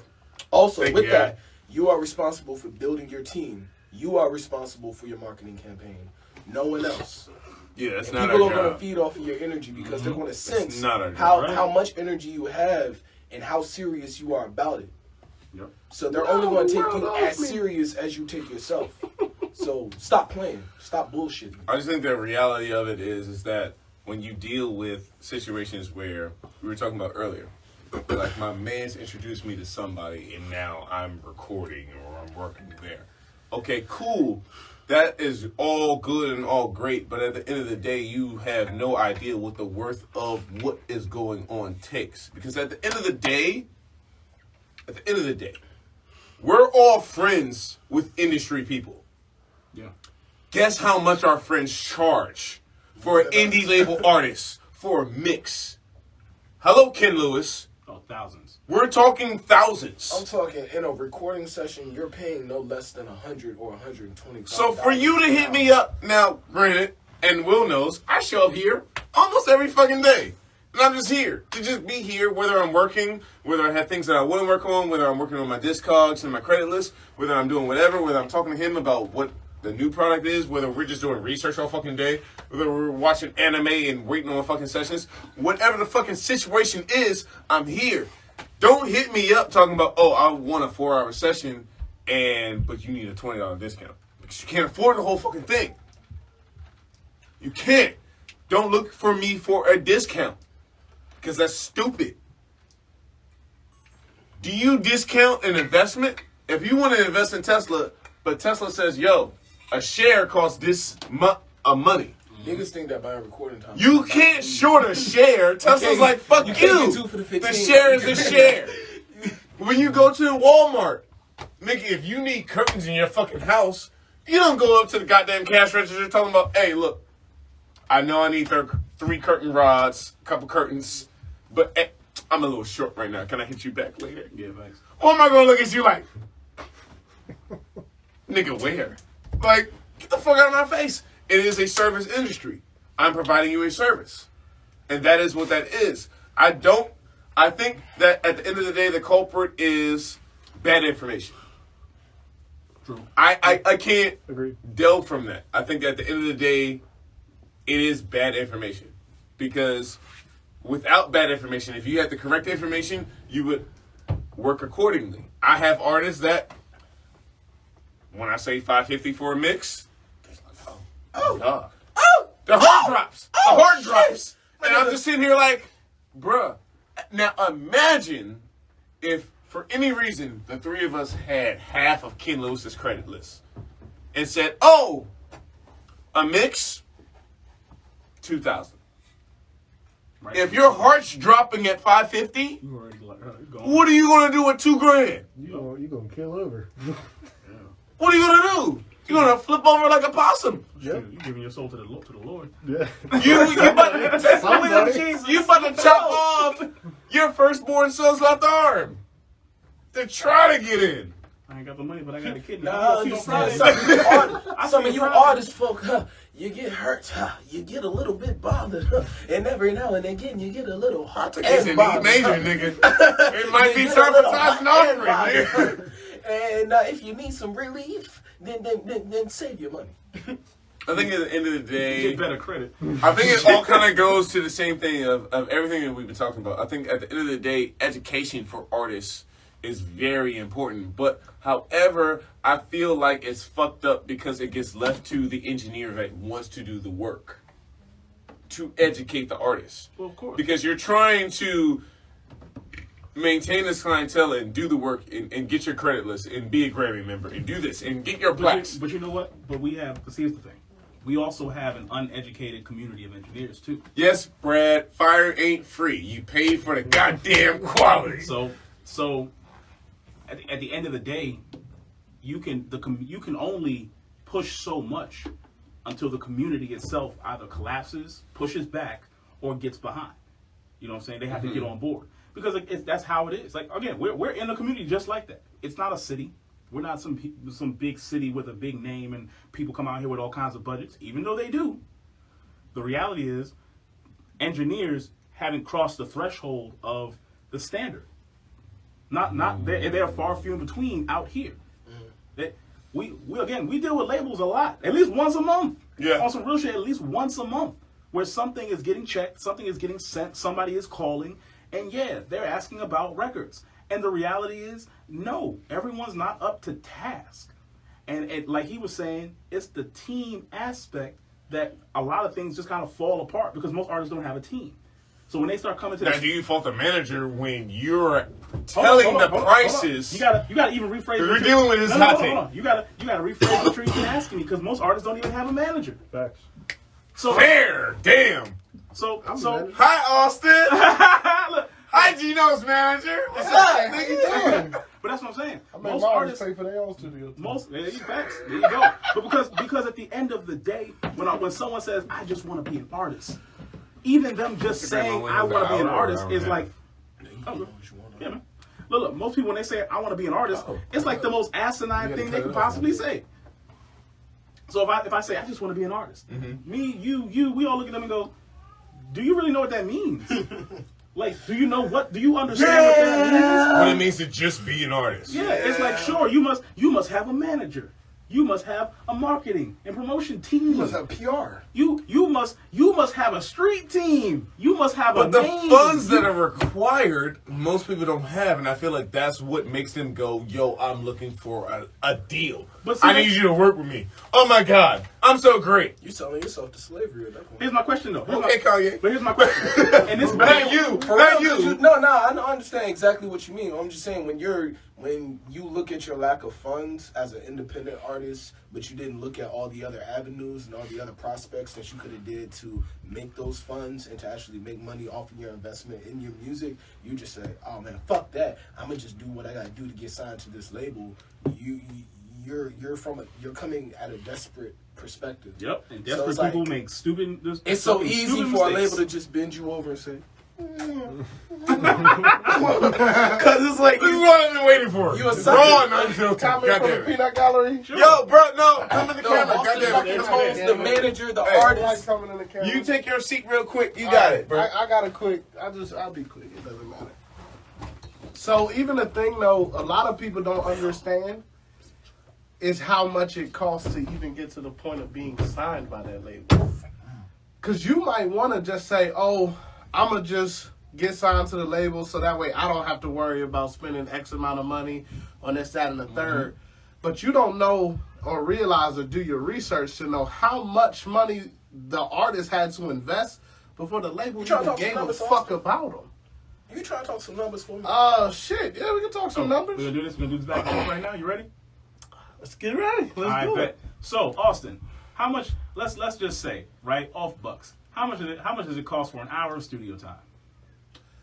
Well, because Quality Touch is so genuine and nice with the great equipment they have, they only charge you $55 an hour. Now, because everybody here has worked with artists and we all know how songs go from beginning to end, what is the average length of time that it takes to record a song, an actual record? Not just some bullshit. Minimum 2. Minimum Yeah, 2 hours. minimum 2 to 3 hours. Cool. So we're looking at $110, right? Yep. Now, mixing wise, how much does it cost to get a mix? I won't even go with us. I'll just say I've seen some really cool mixers from some people that don't charge the craziest prices. Bare minimum though, you're gonna spend $150 to $300, and that's just for, you know, like regular schmegular shit. Now, if you're dealing with like us, $550 and up. If you're dealing with Supreme, $1,000 and up. Mm-hmm. So Yeah. So let's say $550. Let's go with $550. So that $550 plus this $110, we are now at $660, right, gentlemen? Yep. Correct. Cool. We not at 720 yet. No. Shit. Well, no. Okay. 2-hour recording session. No, mastering. Mastering. Now let's get into mastering just for a 30-second little tidbit. Because most artists don't.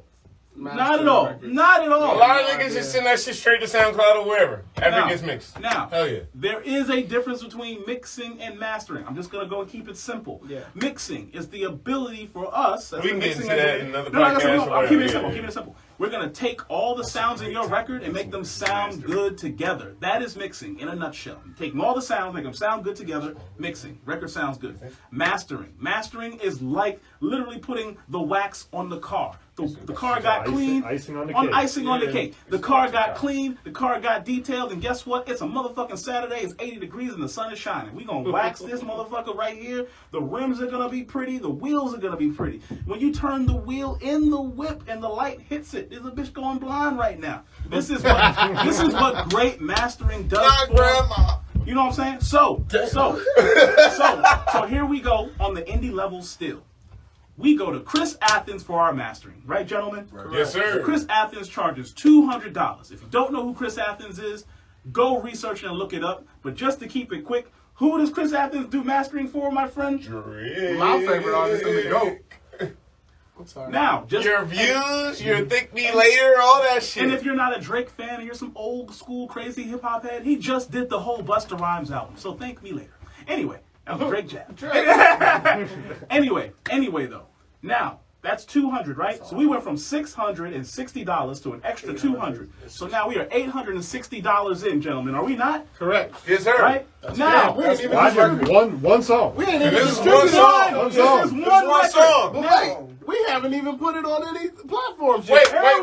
wait. Hold up. Did we talk about buying the fucking exclusive? Shit, we ain't even talking about Did we talk about buying the exclusive?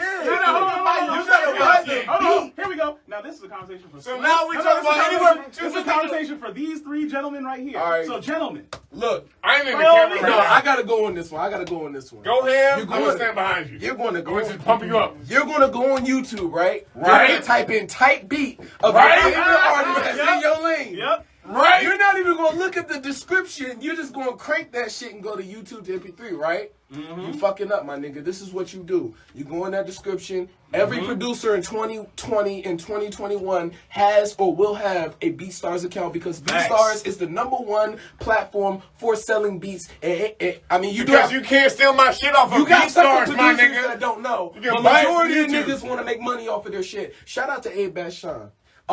Yeah, so this is what you do. Now, you should get the exclusives so that ain't nobody else on your shit and you got 100% rights to your music. Because then when Tory But- Lanez buys your shit, nigga, you can sue. But if you are in I a, said if you what are I in a financial crunch, don't do nothing lower than the unlimited package. That means you can get as many streams, as many views on every platform that you want. As many music videos, you can make all the money that you want. It's just not exclusively your beat. other people can continue to buy and rip your fucking beat. And you're And going to if have to be all somebody right else with buys you want that to bite. exclusive, You're you're going to fucked. you're going to have to bite that bullet until you can afford that exclusive or negotiate a price on that exclusive. But nigga, you better at least buy the unlimited lease. So you're looking at $150 to $1,000. Now. No, I would say $250.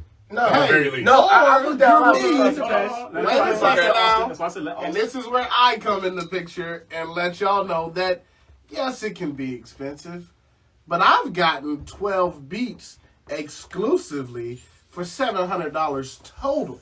Why? You build Because relationships. all you gotta do is build a fucking relationship. You can't build a relationship unless you got solid audio recording. Because Exactly. that nigga's not going to hear your shit. He's not going to give a fuck. If you have a shitty recording area, it doesn't have to be mixed. Because most beat producers don't give a fuck. They're just like, yo, is this worth my fucking money? Yeah. That's right. So, at the end of the fucking day, you got to record it somewhere decent. At the very bottom of the barrel, somewhere decent. If it's not there, guess what? Can I market this? Because guess what? At the end of the day, every beat producer does exactly what labels do when you want to clear a sample. Is this worth my money? Yep. Because before you can buy that sample, they're going to listen to 30 seconds of your record, and they're going to go, oh, is this worth us clearing this sample? If it's not worth it, you're either going to have to pay more to get it cleared, or you're never going to get it cleared. it's not the producer or beat maker's job to get your sample cleared. True. That is. Well, if you put it in the contract, That is put it in the contract, because a lot of niggas don't know that shit. No, Make sure you... No, here's the thing. He's right. It's why not. I It's not would their do that. responsibility. It is for the producers that do that. That is an added bonus. And which promise they you, should charge that you is- way Let more. me tell you, when producers get sample clearance for you when you buy their record, you better kiss their ass. You better kiss their ass, because let me tell you something. Sample They clearance, did you a fucking favor. sample Those two clearance. people It's they not had to even go the to. fact that sample clearance is something that is not their responsibility. It's a hard thing to do. Because you not only have to go to the people that own the masters, but then you have to go to Yeah. the label that also On was the a part of record that and shit. the publishing, like you Yes. gotta, there's If levels you to don't clearance. understand sample clearance and beats and the producer aspect of it, check out a guy named DJ Payne. He has He will videos on educate you. YouTube Oh, that will hell yeah. educate you on Good sample shit, bro. clearance. Good Yeah. shit. Yeah. Good shit. But look, man, you get your records, you record your records, make a good demo, you send it to the producer, yo, what's up? I'm such and such, I'm an artist out of so-and-so, and I really love your records. I really love the beats that you produce. Check out some of my work that I did to your beats. Let me know what you think. If you're not ass, 9 times out of 10, you will get love from If the you're not producer. ass, it's a huge fucking thing, It's though. huge. It's huge. Because I've The more you know. I've had 1 or 2 producers who didn't like what I did to low, their beat. nigga. No, he's right. You know what I'm saying? I've had 1 or 2 Yep. who didn't like what I did to their beat. Yep. They wish I would. They wanted somebody. They had a different vision for their production, and so they didn't like what I did to it. And so I just bought it the regular way because I liked what I did to the beat. So fuck what they think. But if I'm building a relationship with you, shout out to 850, aka LaRue made it.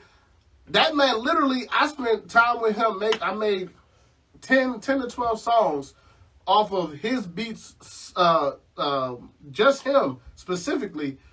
And I got all of those exclusive rights and trackouts. I own everything.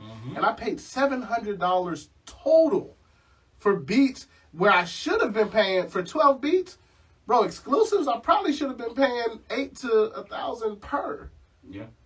I don't think I spent any less than probably $200 on any exclusive I bought. And since I've been recreating my whole atmosphere of me working on music again, I bought 4 beats straight out exclusive, and then a couple unlimited leases, and all those unlimited leases have also been no less than $100.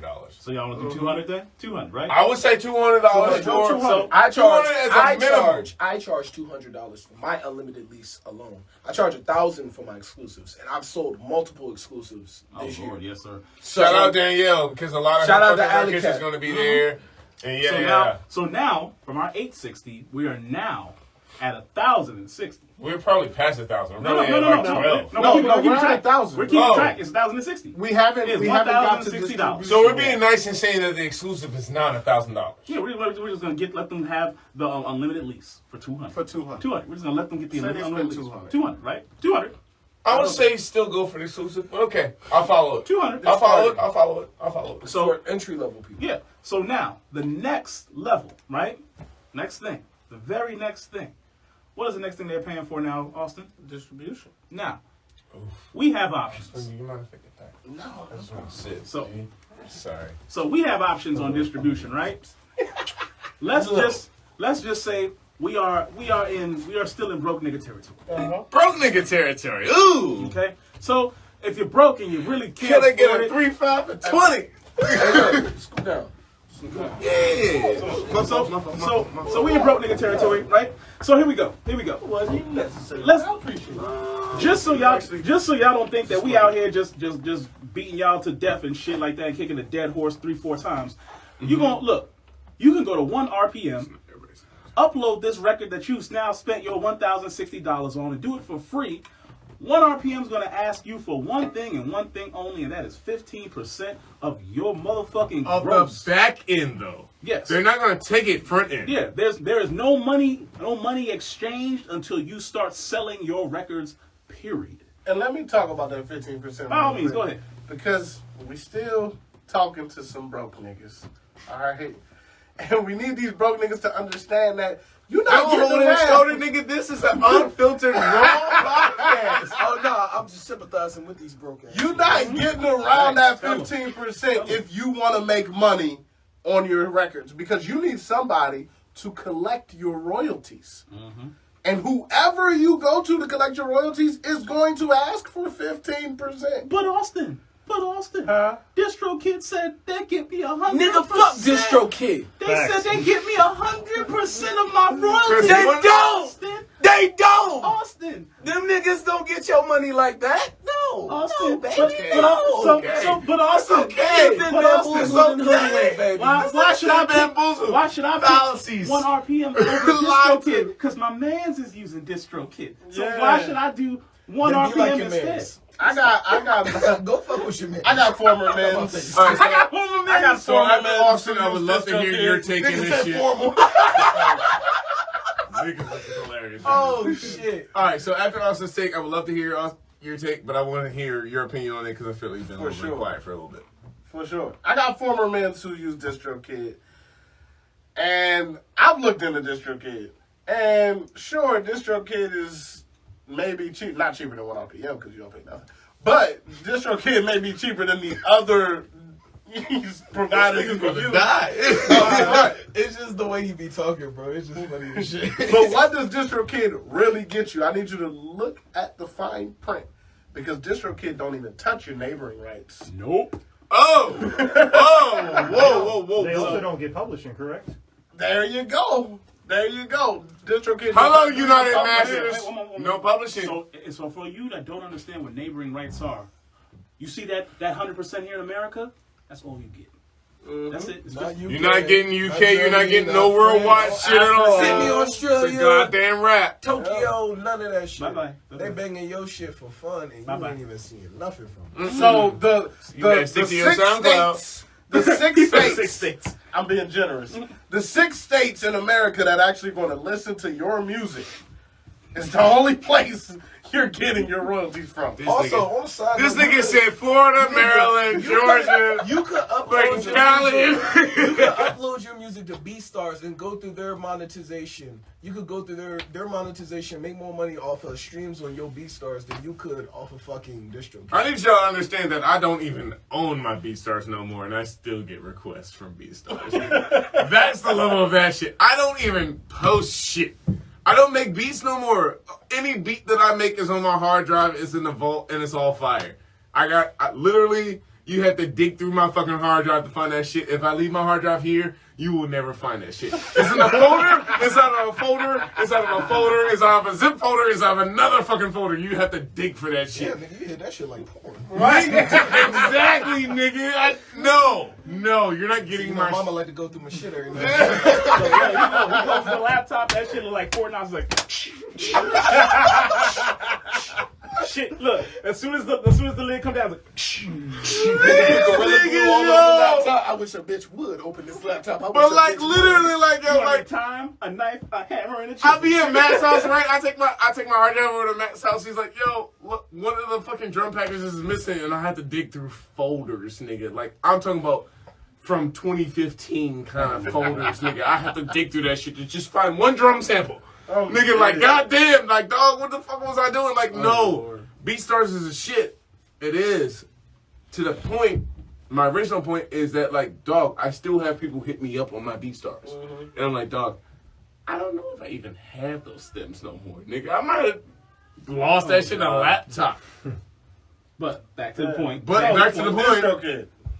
I mean, I really ain't got nothing to say about DistroKid other than don't fucking use them. But At all. For what reason? Best take I heard all of that.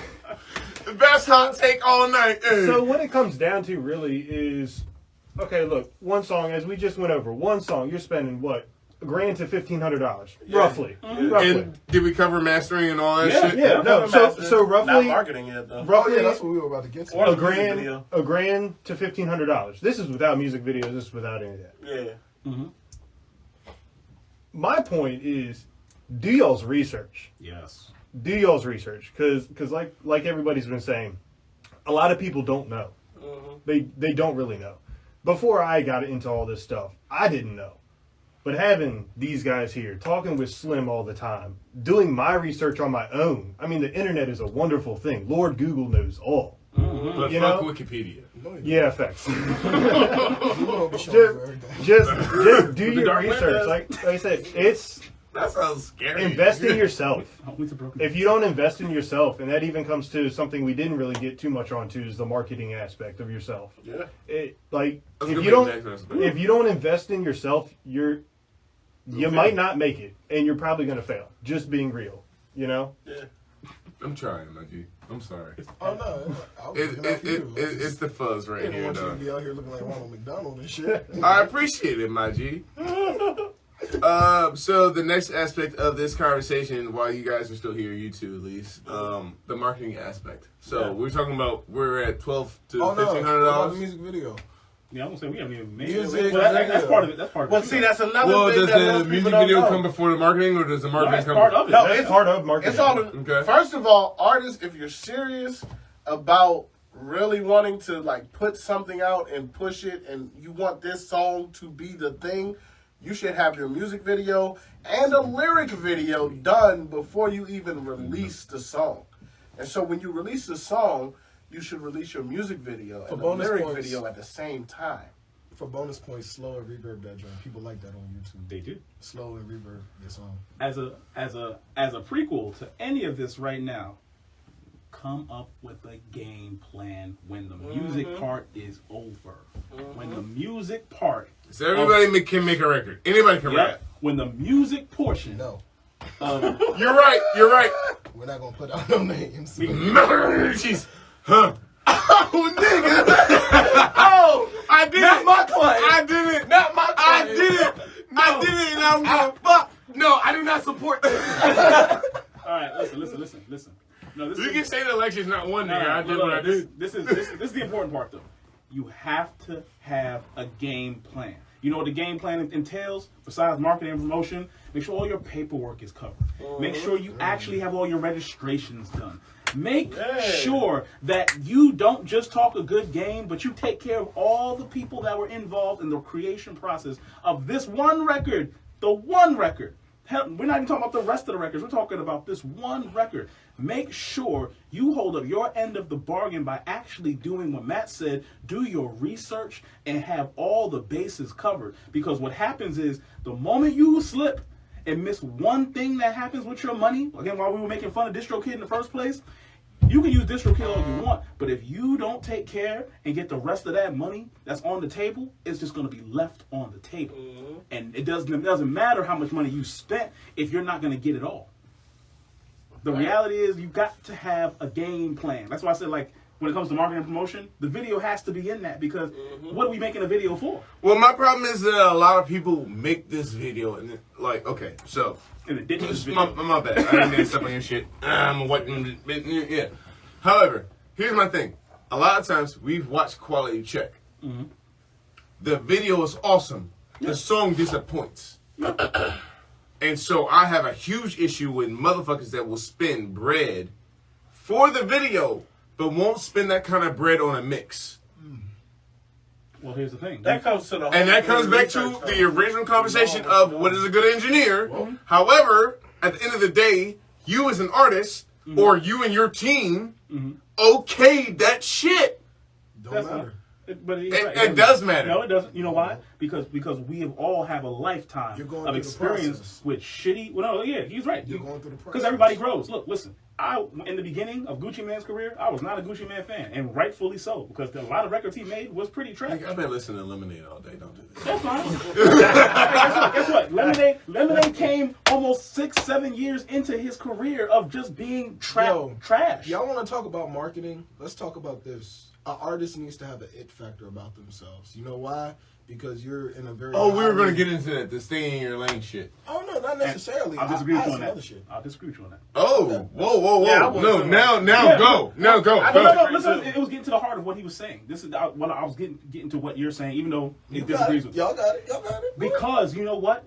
Good marketing, good promotion will take a shitty ass artist who has the hunger and drive to keep going over anyone with the talent. Okay, so Our wait. Hold on. Our discussion of paying for the recording, the mixing, the mastering, getting sure the record gets on a nice distribution platform, it goes to both sides of the argument. As someone with talent doing that will go far who has the drive with the talent and the money. Someone that sucks at music. Shout out, Keep it going. Micah. I appreciate you checking in. Shout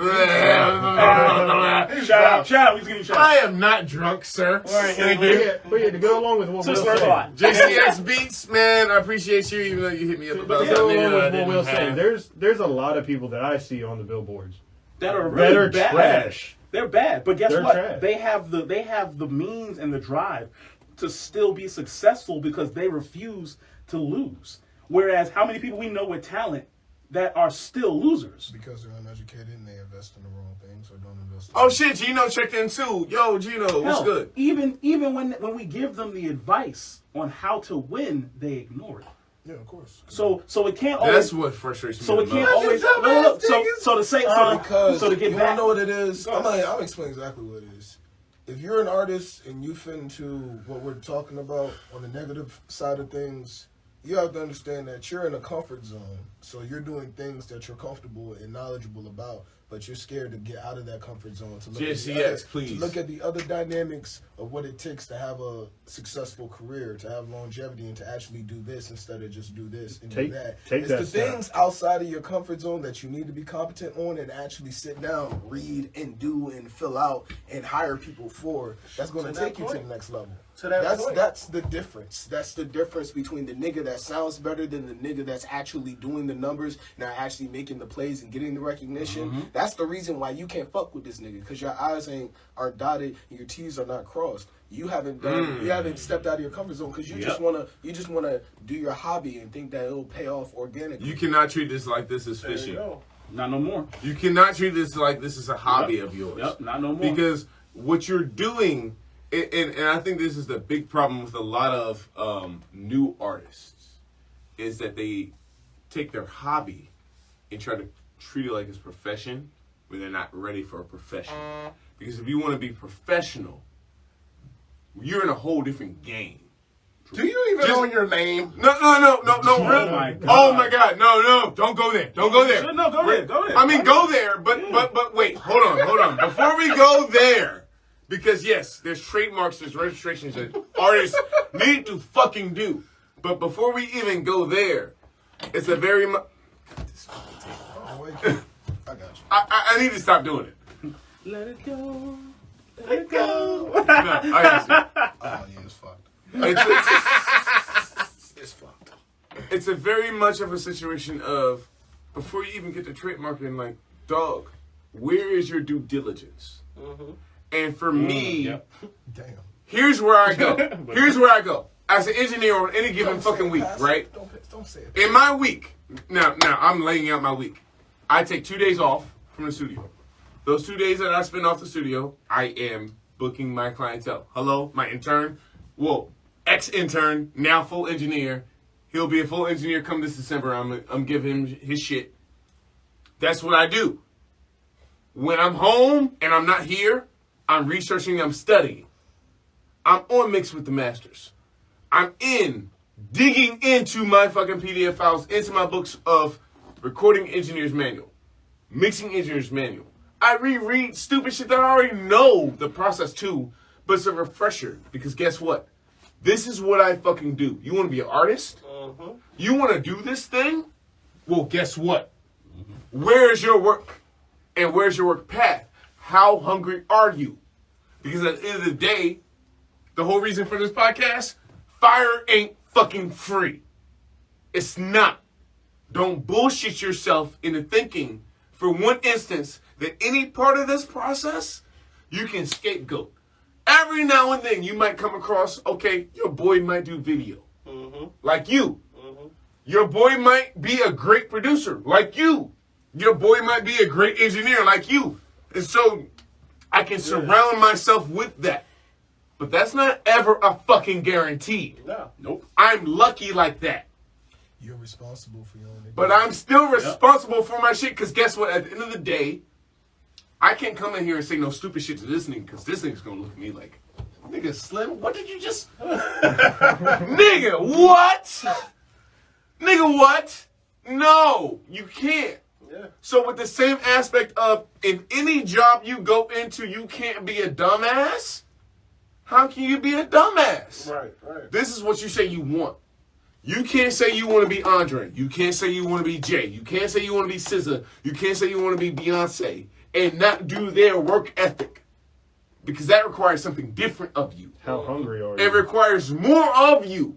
Say it, Pastor. The amount of shit that we do, dog. Anybody in this room, tell me you haven't had a day that you spent 36 hours in front of a fucking computer. Working on some shit. Hours in my day. Never did that, but until No, let's not. Tell me how to get that. Let's not bullshit, nigga. I get so much done. So I'd much be done. different. I'd be the same animal, First in of a all- different beast. I would say, Slim, how you get 36 out of 24? So Slim's over here like, A lot of cocaine. You make the time, nigga. Nigga, there's 24 hours in a day. How did you make 48, nigga? I got a whole hell of a lot of daylight savings. I didn't Charizard down. I put in my PTO, my nigga, and I was there, nigga. Like, no. showed up. You got me fucked up. So, here's where I go. Like, a lot of people say, oh, Slim, you're so angry, you're so mad, you're so mean. Oh, you're passionate. Guess what? Check this. Here's where my shit comes from. I spent, this nigga will tell you, I am not lying about one instance of this shit. I will take 2 weeks and be at the studio, sleep at the studio, shower at the studio, eat at the studio. I'm not going home. My girl's calling me mad. I'm about my studio shit. I will sit here and let this nigga talk my ear dumb before I go home, because this is what I'm about. So you got me fucked up, because if your passion is artistry, you cannot slack. You cannot waver. You cannot fuck up at any point. Failure at any point is the biggest crush ever. Because guess what? I want to be the best. You cannot have Kobe mentality. You cannot have MJ mentality without putting it in. Okay, you don't got the money. Well, what are you willing to do to get the money? And I ain't talking about selling weed. What are you going to do? Because at the end of the fucking day, dog, if I put out a shit mix, what am I going to do about it? You better What am I going to do about it? Truth more than you, my nigga. So look, wait. At the end of the goddamn day, I want a hit record. Thanks. But I don't have a hit record yet. what am I gonna do to make it a hit record? If I'm not willing to fucking go and buy the mic, go and shit. Hey, yo, Will, look, man, I got everything but a preamp. Nigga, can you hook me up? I'll do whatever. I'll do a free session. Fuck it. No, it's gonna be. I do a free mix. It's gonna be. I know. I know what be more than You that. gonna work for me for? No. But the reality. I mean, let's not. Have The reality is, though, if you build that relationship that Austin was talking. Hold on. No, if you're talking about building a relationship to get to where you need to get to, like Austin was talking about, guess what? I'm gonna put in that fucking work. I'm gonna do what it takes because I want it that bad. So don't tell me that you want to be the next weekend. Don't tell me you want to be, it kind of sucks, but Party Next Door, because niggas don't really give a fuck Party Next Door. But anyway. Stop disrespecting Party. I love Party Next Door. Me too. I love the weekend more though. But That's not the fucking a whole point. different The whole point for me is like, dog, like, okay, we got a budget, cool. And that's what makes this. To make a hit record, you need this kind of budget. But not only do you need this kind of budget, but you need to stay in your lane. What is your lane? Is your lane R&B? Is your lane hip hop? Is your lane a hook? Is your lane verses? What is your lane? And how far are you willing to go for that shit? Because at the end of the day, you are investing in yourself. And that's what I think that people get a lot of this shit fucked up at. At the end of the day, you pay me, this nigga, this nigga, this nigga, this nigga. It doesn't fucking matter. You can pay any of us. But where's your money going? Your money's not going to just paying me. Your money's going to investing in your fucking self. I feel like a lot of artists waste their investments. That's what we're talking about. No, I'm just A saying. wasted investment. Because if you're going to invest in me and I tell you, yo, you need to do this, you need to do this, you need to do this, and That goes back to the topic that we were even on. Why are you spending all this money if you're not willing to spend the same amount or even more on marketing to make sure that people can appreciate it and get you your money back? You understand? You're investing all this money into making something that you're really passionate about, allegedly. allegedly correct. Allegedly, if you No, really, is that your if you kid? really are, you have to spend that. You have to either spend the equivalent amount of energy or money that you put into the actual music after the fact to make sure that people are seeing it. No, that's a fact. To Wayside's point too, wasting their investment. A lot of people, a lot of artists, even the artists that are willing to spend their money in the studio, right? They're willing to go to the studio. They're willing to spend that $110 on 2 hours of studio time. They're willing to pay for the mix. They're willing to pay for the master.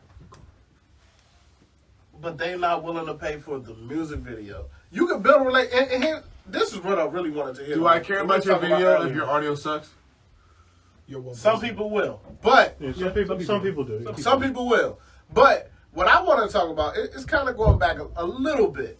But it's when it comes to building those relationships. Just because you build a relationship does not mean the shit is free. Because Fire Ain't free, bitch. You can I build said a it. Fuck relationship, you.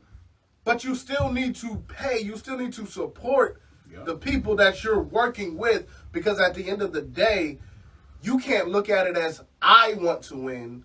Because if you win and your team doesn't, you still lose. Yep, absolutely. Because if you don't have a solid team around you that you've helped, for example, all of us here have helped each other in some way, shape, form, or fashion. Yeah, facts about that. All of us here have paid each other for an expertise that one of us has that the other may or may not have. We have all spent that money, and nigga, we like brothers. But we still spent the money. So just because you do build a team doesn't mean that they're going to do it for free, and you honestly shouldn't even want it for free. You should still pay them regardless. Exactly. It's like supporting a small business Exactly. compared to a commercial business. Exactly what it is. It's no handouts. But most artists don't get that concept either.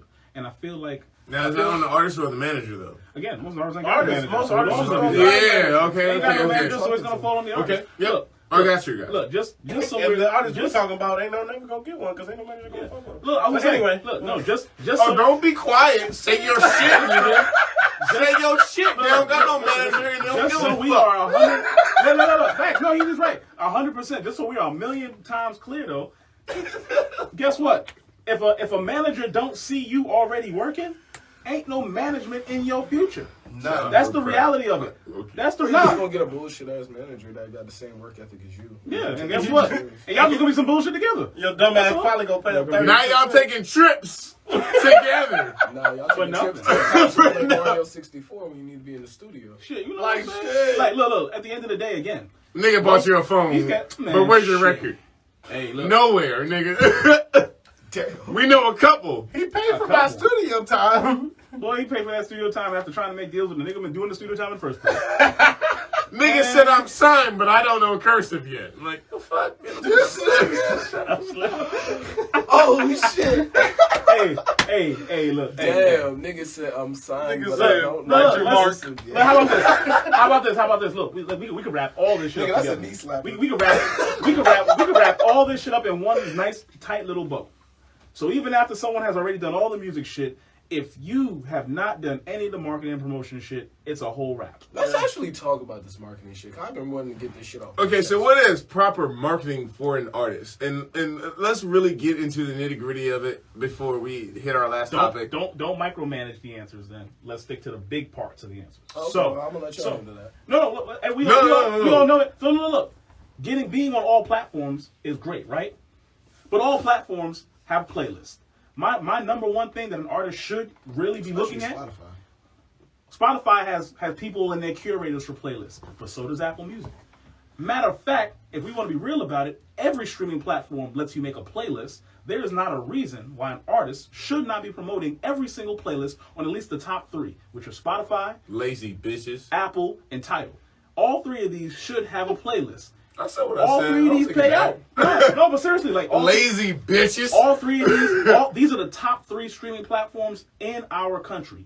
All of these platforms have millions of subscribers, which means you have plenty of opportunity to not only subscribe with these joints, pay for these joints, which most of the people do anyway, just for their own amusement, but shit, share the motherfucker. Tidal pays the most money out of the three, and most people hate on it. Apple everyone got a fucking iPhone, plays Apple Music, but niggas ain't even putting their own shit on their own playlist. Spotify's fucking free.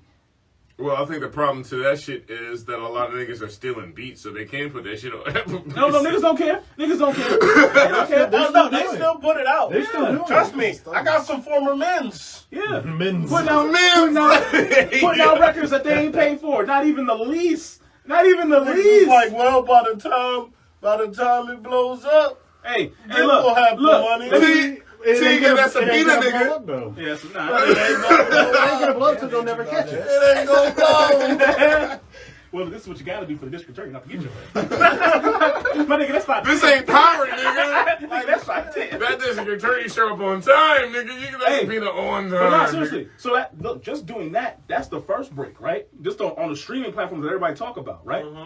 Number two, when we talk about marketing and promotion, is anybody at all just deaf and dumb when it comes to Hey, social media? We got a question from the audience. What's up? What about SoundCloud? I made $2,000 off of that song. I'm a remaster with Slim. Did you make $2,000 or 2,000 views? Is my first question. I don't mind I'm pretty sure it's remastering 2000. something with me. Does SoundCloud monetize records? Yes, they do. They've been doing it for years. They've been doing it, and you can actually from the monetize. Now, you can monetize but- your beats from SoundCloud. Now, I'm pretty sure Right. he means. Hold on, just to answer the question. I'm sure they mean 2,000 plays That's what because You we're gotta part have of a lot of You fucking need- but I don't Slim- think 2,000 Slim- plays makes. no 2,000 plays does not mean $2,000. No. No. That's why when he asked. 2,000 streams. Look, 2,000 streams is I've like been part of with a 50 lot. cent. No, it's not 50 cent. Nah, don't do No, it like that. no, that's Nah, it's less than that. Oh, it's He not said as he much. made $2,000. That's entirely off of the platform. How many itself. plays? How many plays? Yeah, You got Brad, for I need to $2,000. know how many plays you're talking about, and Like, not. was there other things Yeah. like shows and shit involved to make you Man, 2,000? my nigga, I'm calling a little bullshit here. If he says I'm gonna strictly take a off potty break. SoundCloud, he's lying. Oh, do your thing, G. I'm gonna say. If he says strictly off SoundCloud, he's lying. It had to be other. Yeah, I'm about to things say, I involved. don't even sound right. Yeah, it Because had you to can't be even other get things that off of involved. YouTube. Bro. It's got to be other avenues after. Yeah, that's what I'm thinking. I've done the Let's see what he said. Oh, he said, nah, I got 15,000 plays on that and 50,000 total all my music. 2 shows in Florida is what he said. So what are we talking about? Okay, So the original question, hold on, let's go back. Yeah. Because what we were talking about, he said, what about SoundCloud? I made 2,000 off that song.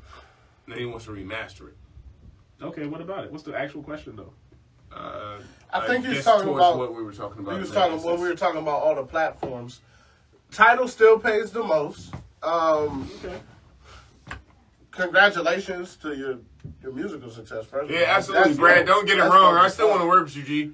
But How old is this record? How many? Yeah, there's like a lot how of other long- factors that I'm Over waiting. what period of time did you make Yeah. that? Oh, he's talking about the About- marketing aspect. He said 2,000, including the shows. So as Right. far as the marketing goes, like, Okay, so what did you do for your marketing? That's what I would ask you. Because, yeah, you got those plays. What did you do to get those plays? because you could have 1 million plays if Yep. You could. I you mean, got what your was your- marketing right. What was your built-in fan base already? Did that come from the people who already fuck with you? Or did SoundCloud you is bring- not an underrated platform. I'm sorry. He was responding, and I was just responding to him. I'm sorry. I didn't mean to Oh, cut you off. okay. Is that from your base of fans that you already have? Or did you bring or gain fans? Because if you did your marketing right, you would gain fans. How are you on time? You good? Go. It wouldn't be a situation where, oh, I made this much, but I didn't gain anything else from it. See, marketing is more than your amount of plays. Marketing is more than the views. Marketing is the plays, the gaining fans, growing your portfolio, your brand. It's all included in your marketing. Yeah, that's So, brand building. yeah, it's literally brand building. Yeah, brand building is part of the. Okay, so let me add to what Austin's saying here. Okay, and I'll to what Slim was saying. Go ahead, read what you're saying. Okay, so real quick. He said, I'm in college for music business, and I marketed through school and grew my fan base over the period of a year, made the 2000 after the song had been released for about 10 months. Awesome. Now, I'm going to repeat it one time for Wayside because he just walked back in here. So the last comment that we have is this. I'm in college for music business, and I marketed through school and grew my fan base over the period of a year. Made the 2000 after the song had been released for about 10 months. So I just want to catch you up. That's okay. So now, and I applaud you for being in school. Hopefully, you're either almost done. I'm or- proud of you because, nigga, I Yeah. fucking was ready to leave school for So- engineering. And for Let's- using your resources that you have available to you. Absolutely. For this. So- that's smart. Welcome to the entry level of what's going on here. So I'm going to talk to you then, like you understand what's going on. Now, what you did here, did you make that translate into a website for yourself? What you did here, did you make sure that how many songs are we looking at? Is it one song? Or are we talking about a collection of songs? Did you make sure that all these songs that you did for these numbers for your 10 months were registered?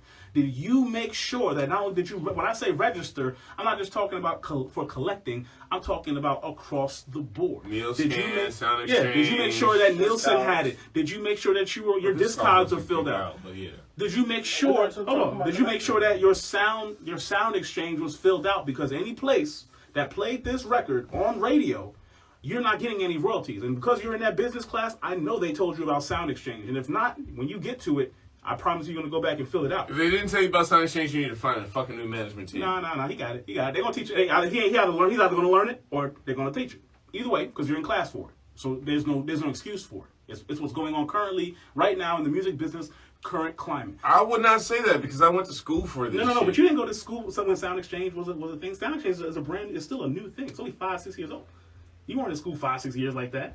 And not only that, the Music Modernization Act just passed 2 years ago. Yes, the music monetization. So he's in school You got that. currently. So because he's in school currently, he's learning these things right now that are currently affecting the climate that he is inhabiting.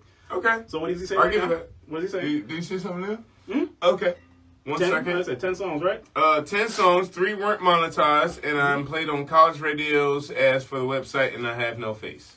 Good. It's okay. You know why? So this is where the majority of your money probably kicked in, not from the streams, but from the college radio, because college radio pays out more. Now, he said something else. Hold on. What do you say? He's applying what he learned in class as he goes. My man, and that's what I want to hear. You know why? Because it's applied knowledge that helps you win the fucking race. So, college radio always will pay out more because the payouts for college radio are still more than compared to your streaming. So no matter what platform you were on that you got 50,000 streams on, that's not where your 2,000 is coming from. It's coming from the college radio. But depending on who you use for your distribution platform, you probably not only did you get those college radio plays, you might have also gotten Pandora plays. Now wait, most college radios are internet based. Doesn't matter. Doesn't matter because it comes down to what that is registered as. Is that considered terrestrial in that instance?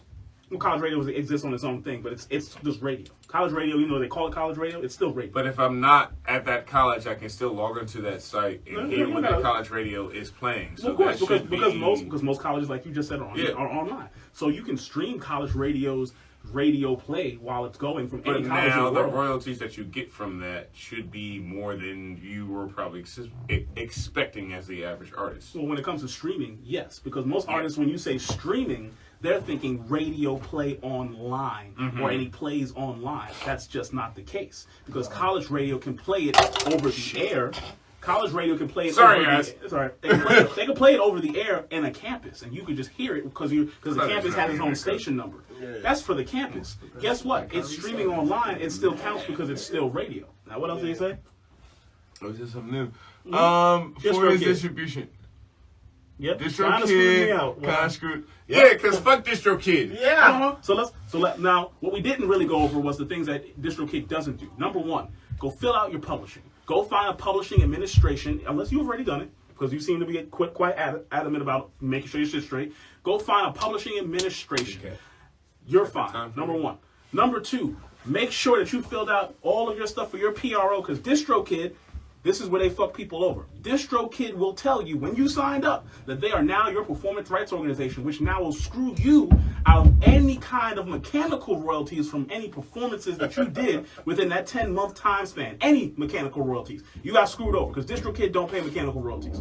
So that's number two. Number three, and I always hate this when people always tell me about how much royalties DistroKid pays out, but if you did a record and you had more people involved, aka the producers and any other writer, they have to pay to get their money from DistroKid, just like how you have to pay to get your money from DistroKid.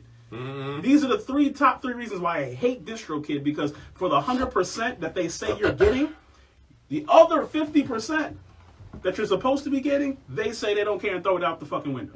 This is why I hate DistroKid. Now, back to my man. We all hate it. We all hate DistroKid. We do, because it's literally telling you a lie to your face and then walking away saying that, hey, you like it though. So, at the end of the day, artists that use DistroKid suck, by the way. Most artists that do use DistroKid are just looking like we said. They got the broke nigga mentality. It's $20. They love the fact that it's $20. They love the fact that it's $20 for an unlimited thing. So his question is: so who should I use as a distributor? Now, so my go-to, yeah, of course, because I do this for a living. My go-to people for distribution are going to be 1 RPM. And his next comment is something I want to hit, but go ahead. 1 RPM, okay. CD Baby Pro, because it's just only smart to do it. 1 RPM will collect everything for you, and all they're going to ask of you is 15% out of your 100%. Because on the back end, not from up front. Yeah, so they will collect of everything for you, register you for everything. And from your other comments you made prior to that, they'll even monetize your SoundCloud for you. So if you are out here getting SoundCloud numbers like crack on a Monday, guess what? Not like crack on a Monday. I think most crack people operate on the weekends. No, okay. A good crackhead will be out here every day. Every day. A good crackhead treats a Monday like a Friday. Monday morning, Southern Maryland too long, nigga. Anyway, if your SoundCloud is jumping, guess what? Tuesdays. Oh, we got 2 questions. Okay, all right. We got a couple things. If your SoundCloud is jumping, they'll take care of it for you. Nubia G asks, how do y'all feel about United Masters? I mean, it's a little messed up because he hit us first, and then Gino's after that. So let's hit this first. And I want to hit this first. Yeah, I kind of got pulled in because I was a new artist when I got signed. And this we covered is that already. We recovered that. Yes, but I want to hit this just one last second. It'll take me a minute. Mm-hmm. Stop listening to other niggas that are artists. Broke. This That are broke. Bro, Don't listen this to is broke the artists. biggest fuck up of any Don't artist that listen to can broke ever like get fucked up. Because at the end of the day, are they dealing with our very first topic of the night, a good engineer? So you're already fucking yourself up. Do you have a good engineer? Do you have a good team? Are they educated in the knowledge that they need to have? When we're mentioning things like Sound Exchange, NeoScan, things like that, if your team don't know what the fuck you're talking about, you need a new fucking team. Oh yeah, you got problems, man. You got big issues. You gotta drop them. And we can't start this conversation. You're in the business class, so when you start talking to your people about certain business aspects and they don't listen to you, they're not understanding. This is like, nigga, if I come, this is like, yo, if I come to your door and I'm selling Kirby vacuums. I used to do that, by the This way. nigga said Kirby. All I'm saying, if I come to your door and I'm selling Kirby vacuums and all you got is a Swiffer, nigga, we're in a whole different conversation. Oh yeah. If your man's hooked you up to the What Swiffer, What new game? No, go ahead. Oh, United Masters. Yes I want to do it or no? by Go ahead. comment, Go ahead. and we're gonna do our thing. However, at the end of the day, dog, this sounds like you need to check your team, because if you do your own independent research, fuck what we're talking This about. last question goes to what you're getting at right now. Which has the most bang for a buck for real? Because I'm still grinding to fund my music. You need to do your research. Now, personally, I believe that everybody in here would say probably 1 RPM currently. CD baby. And CD Baby. And CD Baby. It's those two. Let me finish before you did it. The reason why is because 1 RPM, there's no upfront cost. So if you're willing to trade a royalty percentage for making sure you get the most out of your money, go with 1 RPM. Also, the least amount of work that has to get done. 1 RPM. If you're like, I 1 need... RPM also does your music video. Yep. You can distribute And your they collect music your videos publishing. and your music video monetization. Yep. Your content ID. Yep. 1 RPM does all of that. Yep. Yes. The thing that I would say about CD Baby Pro is powered by and owned by Sound Exchange. So you go CD Baby Pro, they're still going to take that 15%. Yep. Because they're collecting everything. They're being your Okay, publisher. dope, nigga. I need to get one. Mm-hmm. Go ahead. I think that at the end of the day, you need to really seriously question. And look, there's a lot of questions, and we're trying to get to all of them. And just give us a second, because we're trying to hit them all in order. Just answer yes. Just say yes. Nubian, this is for you. Yes. The answer is yes. That's it. Yeah, the That's answer. it. The answer is yes. The answer is yes. Nubian, I know you had another question, and we're gonna hit that shit. The answer is yes. But the answer to your question is yes. The answer is yes. 100% yes. Yes. Get the physical copy. Get the digital copy. Make sure you get the PDF copy. Read that. Listen to the audio book. Get the 10th edition. Absolutely Get the yes. 9th edition. But The answer is yes. To the previous question, I appreciate all the hearts. I appreciate all the love, man. Like, this is our first joint. Like, I love it. D, my best friend in the goddamn What up, dude? from pull-ups. My nigga. Yes, I appreciate you being here. However, to the very first joint that we were answering with Brad, bro, like, honestly, I think that you need to have a very serious conversation with your management team, and you need to realize where they're at and know that, He's by himself. No, he does have a management team. Brad has somewhat. Not if he's doing it by himself. If he's asking to do it, he's doing it by himself. He said. Bro, either fuck with 1 RPM or CD baby. That's it. Yeah, that's what that comes down to. Simple. So the next question that was after Nubian asked his about shit. Master Dribble. So how do you feel about United Masters? Okay, so here's the thing. United Masters, I think, is a dope program. I think they have a lot of good things. Things that I like about United Masters is they have plugs with 2K, ESPN, sponsorships. Those are things that not a lot of those distribution companies can offer off the bat as just an artist. That United Masters presents to you up front, and you can just submit your shit and take that fucking chance. However, that chance is dependent on the fact that you have all of your other paperwork together. Yep. Because if you don't have any of the other shit together, it doesn't matter if you get your shit on 2K, you're not getting paid. Well, United Masters, the thing about United Masters, sure, it's free, but that's because they don't do anything but show you these opportunities. You have to do everything. He does have a management team. You have to register your songs. You have to copyright them. You have to still have your publishing publisher rights organization. You have to with PRO. well, that's your BMI, ASCAP, your CSAC. But with United Masters, though, that's not it. You literally have to do everything yourself. Yeah, everything else. They still need the administration, like you said. Yeah. There's nothing that United Masters is saying is, here, you can upload for free, and here are some opportunities. But other than that, they don't do anything. Well, here's the other thing. United Masters collects, I believe, between 85 to 95% of your shit. If you are not signed up with them, you gotta pay $15 to get the 100% royalties back. However, the big caveat is they do not collect any of your publishing.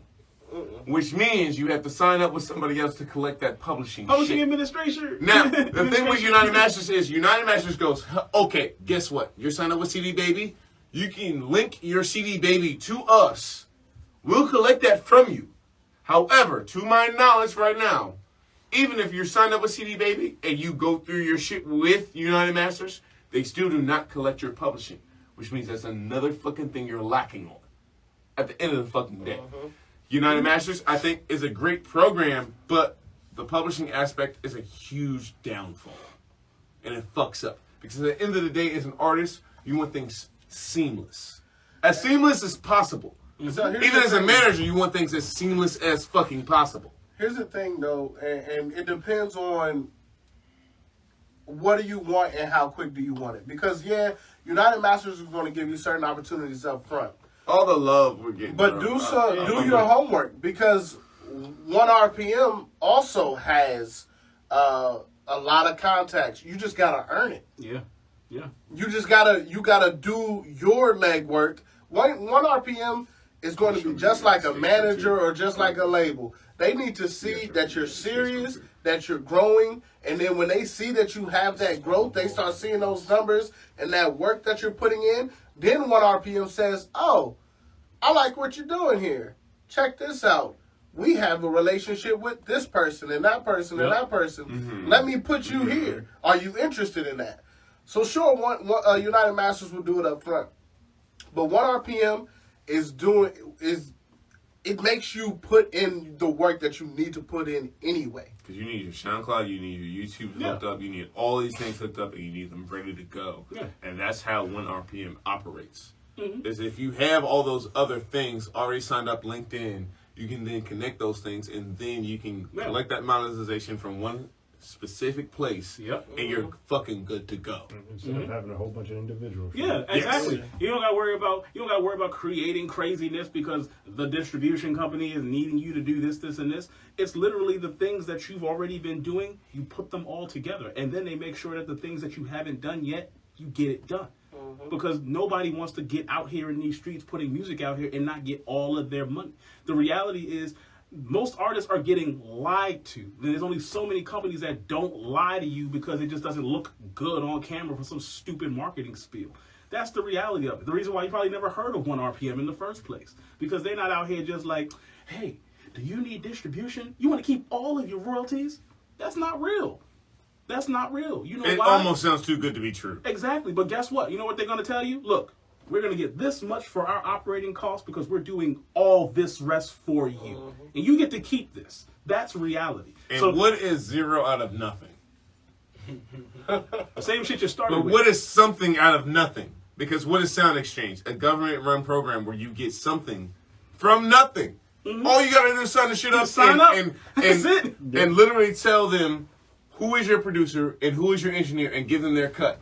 So if I got to give you 5 to 10% as my engineer and I got to give you 5 to 10% as my producer, okay, at tops and at best, I'm giving 20%. But what is my 20% out of? It's money I didn't even fucking have.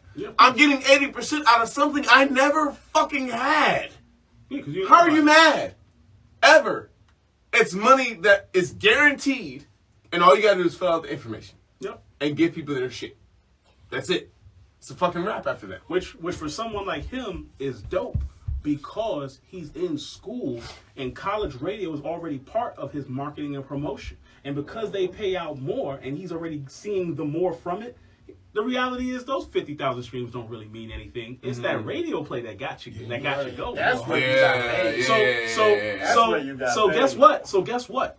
And just to answer your last question, no, I wouldn't say replace the people on your team. I say bring them up to speed like you are right now. They need the knowledge. If they're Because- your age rank and they don't know like that, And like, then they refuse to listen, then replace them over. Kick them to the motherfucker. Listen. You're all in school. Because so Fire this AInt is free. this is the greatest place to find your team because you're all in school. I'm gonna get a little For the button same for that thing. shit. You know what I'm saying? For the same So thing. so you know what? So you know what you do with your team? Assign them jobs and tell them, don't you dare deviate from this job. You got an idea for a different job? Great. But don't you deviate from the job. Make them do the work that is allocated to the person of their stature. Guess what? One person likes typing shit up. Make them fill out the paperwork. One motherfucker likes making sure that the money's straight. Make sure that they are checking on the bank account of all the streams so it can get reported. You know what? You got somebody that's making my sure that shit man, is the straight. bearded educator. I love you, guy. Making man, someone likes looking over and making sure that everyone is doing their motherfucking job. Cool. Make sure that person has all the passwords to make sure that they can put all the shit out in a timely manner when you drop records. Keep them accountable for your career. Now here's my thing. Here's where I go. How hungry are you? And Fire ain't fucking free. I do the same shit with you. You know my shit. You know my shit. You know my shit. You're welcome, man. Anytime I give anybody any kind of information, I give them a 2-week fucking notice in my fucking head. If I give you shit to do, paperwork wise, if that shit ain't done in 2 weeks, as an artist, you come to me, you're like, yo, Slim, how do I do it? And I don't charge you my consultation fee, which at Quality Test Studios, hello, is $100 an hour with a 2-hour minimum. If you don't fill that shit out in them 2 weeks, I don't believe in you no more. Because guess what? You ain't worth the fucking paperwork. You can't put in the goddamn paperwork. Fuck you. You ain't about the shits. You're not about it. Because how hard is paperwork, nigga? It's a Scantron. You've been doing this shit since fucking middle school. Actually, all this shit can be done on the phone. All of it can be done on your phone while you're on the bus, while you texting Shorty. You can be fucking doing your shit. I don't want to hear excuses. Shit, Slim filled out some of his credits and literally Discogs on his phone. On his phone, watching TV while having a discussion. I was watching Ghana High School anime while talking to this nigga. This nigga was here. I was here. I was drinking. I was eating. And still filling out his And credits. still fit all my credits. Texting me pictures of And what pictures of the shit. So you got me fucked up because if I can do that shit while I am actually fucked up, you can do that shit sober. You can do that shit on your spare time. Take the time. If you can text a bitch 3 times like, yo, where are you at? Oh no, that's a problem. But I'm just, anyway, If you got time to hit multiple bitches, if you got time to hit multiple niggas up, you got time to fill out your shit. You got me fucked up. super facts. That's a dumb. If you got time to ignore people, oh, you don't want to talk to your mom because you don't fuck with them no more? Matter of fact. Nigga, you got time to fill out that shit. Matter of fact, check it out. Matter of fact, if you want to keep it 100% real, the only thing you really have to spend money on is actually getting the copyrights for the music. Realistically. Now we talking a whole different game. I'm just next episode, next topic. Yeah. But I'm just saying, next episode. realistically, if we want to keep it 100% real, you only got to spend money on the one thing that's going to save your ass in court. Copyright. That's it. If we're being real, because everything else you can really get for free if you research it. I'm not going to tell y'all where the fuck to find it. I'm just saying. Yeah, because do your research. Consultations ain't free, Thank you. bitch. You already Because said fire ain't free, nigga. Trust me, we know it. We know where to find them. I promise you. We use them. So, all right. So, last topic of the goddamn night, man. And we're gonna do this every episode. And I appreciate everybody showing up. I appreciate the entire team. I really fuck with you guys. I really fuck with the fact that you guys came out and showed up, showed out. I appreciate the people that tuned in. I appreciate the questions, the comments, all the love that we have gotten. So, for our regular weekly segment, what we do here is we talk about our best and our worst sessions. Before we leave, now whether it's in your week, in your year, in your month, our best and our worst sessions. Now you can pick and choose which one. And I know Austin got to bounce because that nigga's not an engineer like that. But hey, that's still the manager you need to talk to. If you need a manager, that is that guy. However, this is where we're at. So, our best and our worst. You can pick and choose which one you want to talk about, and that's all fine. However, who do I want to start with? I think I want to picking one. You can pick one. You can pick two. I don't care. How much time you have to talk about it though? We are actually running. We got like 30 minutes left. 1 minute. 1 minute? I'll give it a little more time than that. Would you like to start? Sure, why not? All right. So best or your worst for this week, this month, this year, whatever. For this week, I will talk about my best. Okay. For real, my best session, for real, was probably this is just me. My best session that I ever had.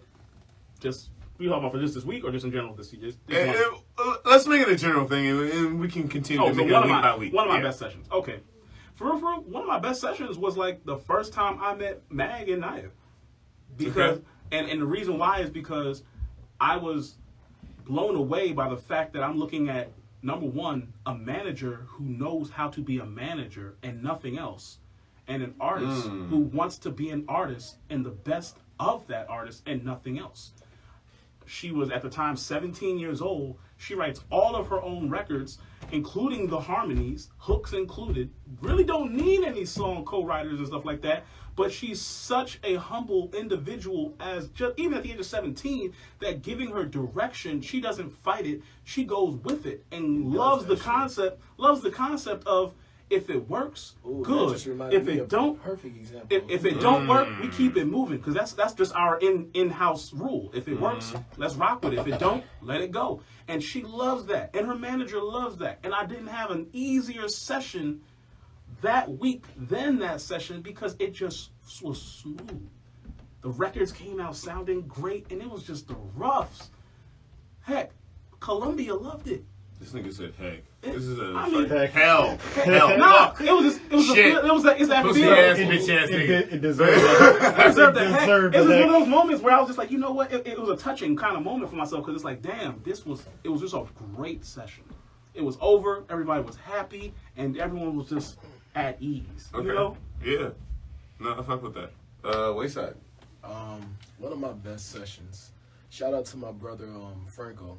So me and Franco, we had like some sessions before we got to this session in particular. But in this session, he came through with Leon, and when they come through to Quality Touch Studios, they always bring liquor.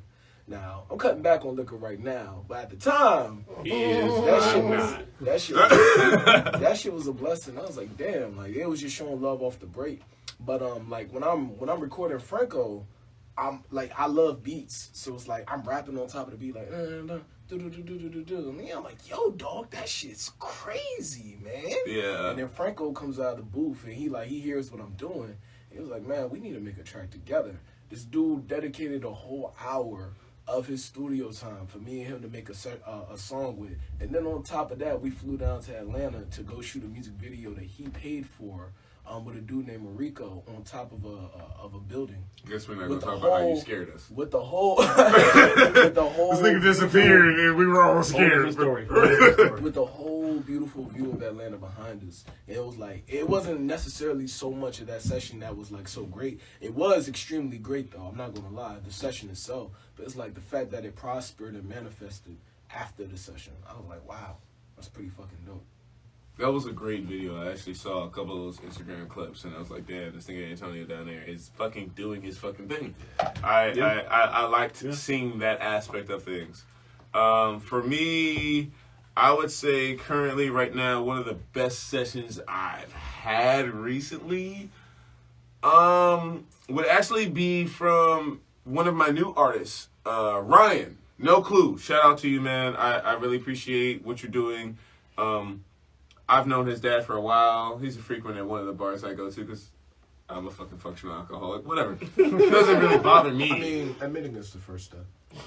He doesn't want to fix it. I admitted that shit like 4 years ago, nigga. I think I'm still on the first step. He said functioning. Nigga, I still show up to work on time. I'm good. No. This is what functioning crackheads all say. Hey, look, I'm here though. They don't have work, nigga. Shut up. Nigga. No. We're having all good fun and whatnot. But Ryan is a very interesting character because this is a guy that is very young, and this is his first real interaction in a studio ever. And to see, we took his tour, we did his tour, and we did a little half-hour session joint where he redid the lyrics to what he had already done, and we absolutely topped what he put out on SoundCloud. And he phenomenally loved the shit. Yeah. Like, I texted him before he even left this fucking studio. I was like, yo, listen to that shit in the car. Word. And literally, like, 3-5 minutes later, he was like, yo, I fucking love this shit.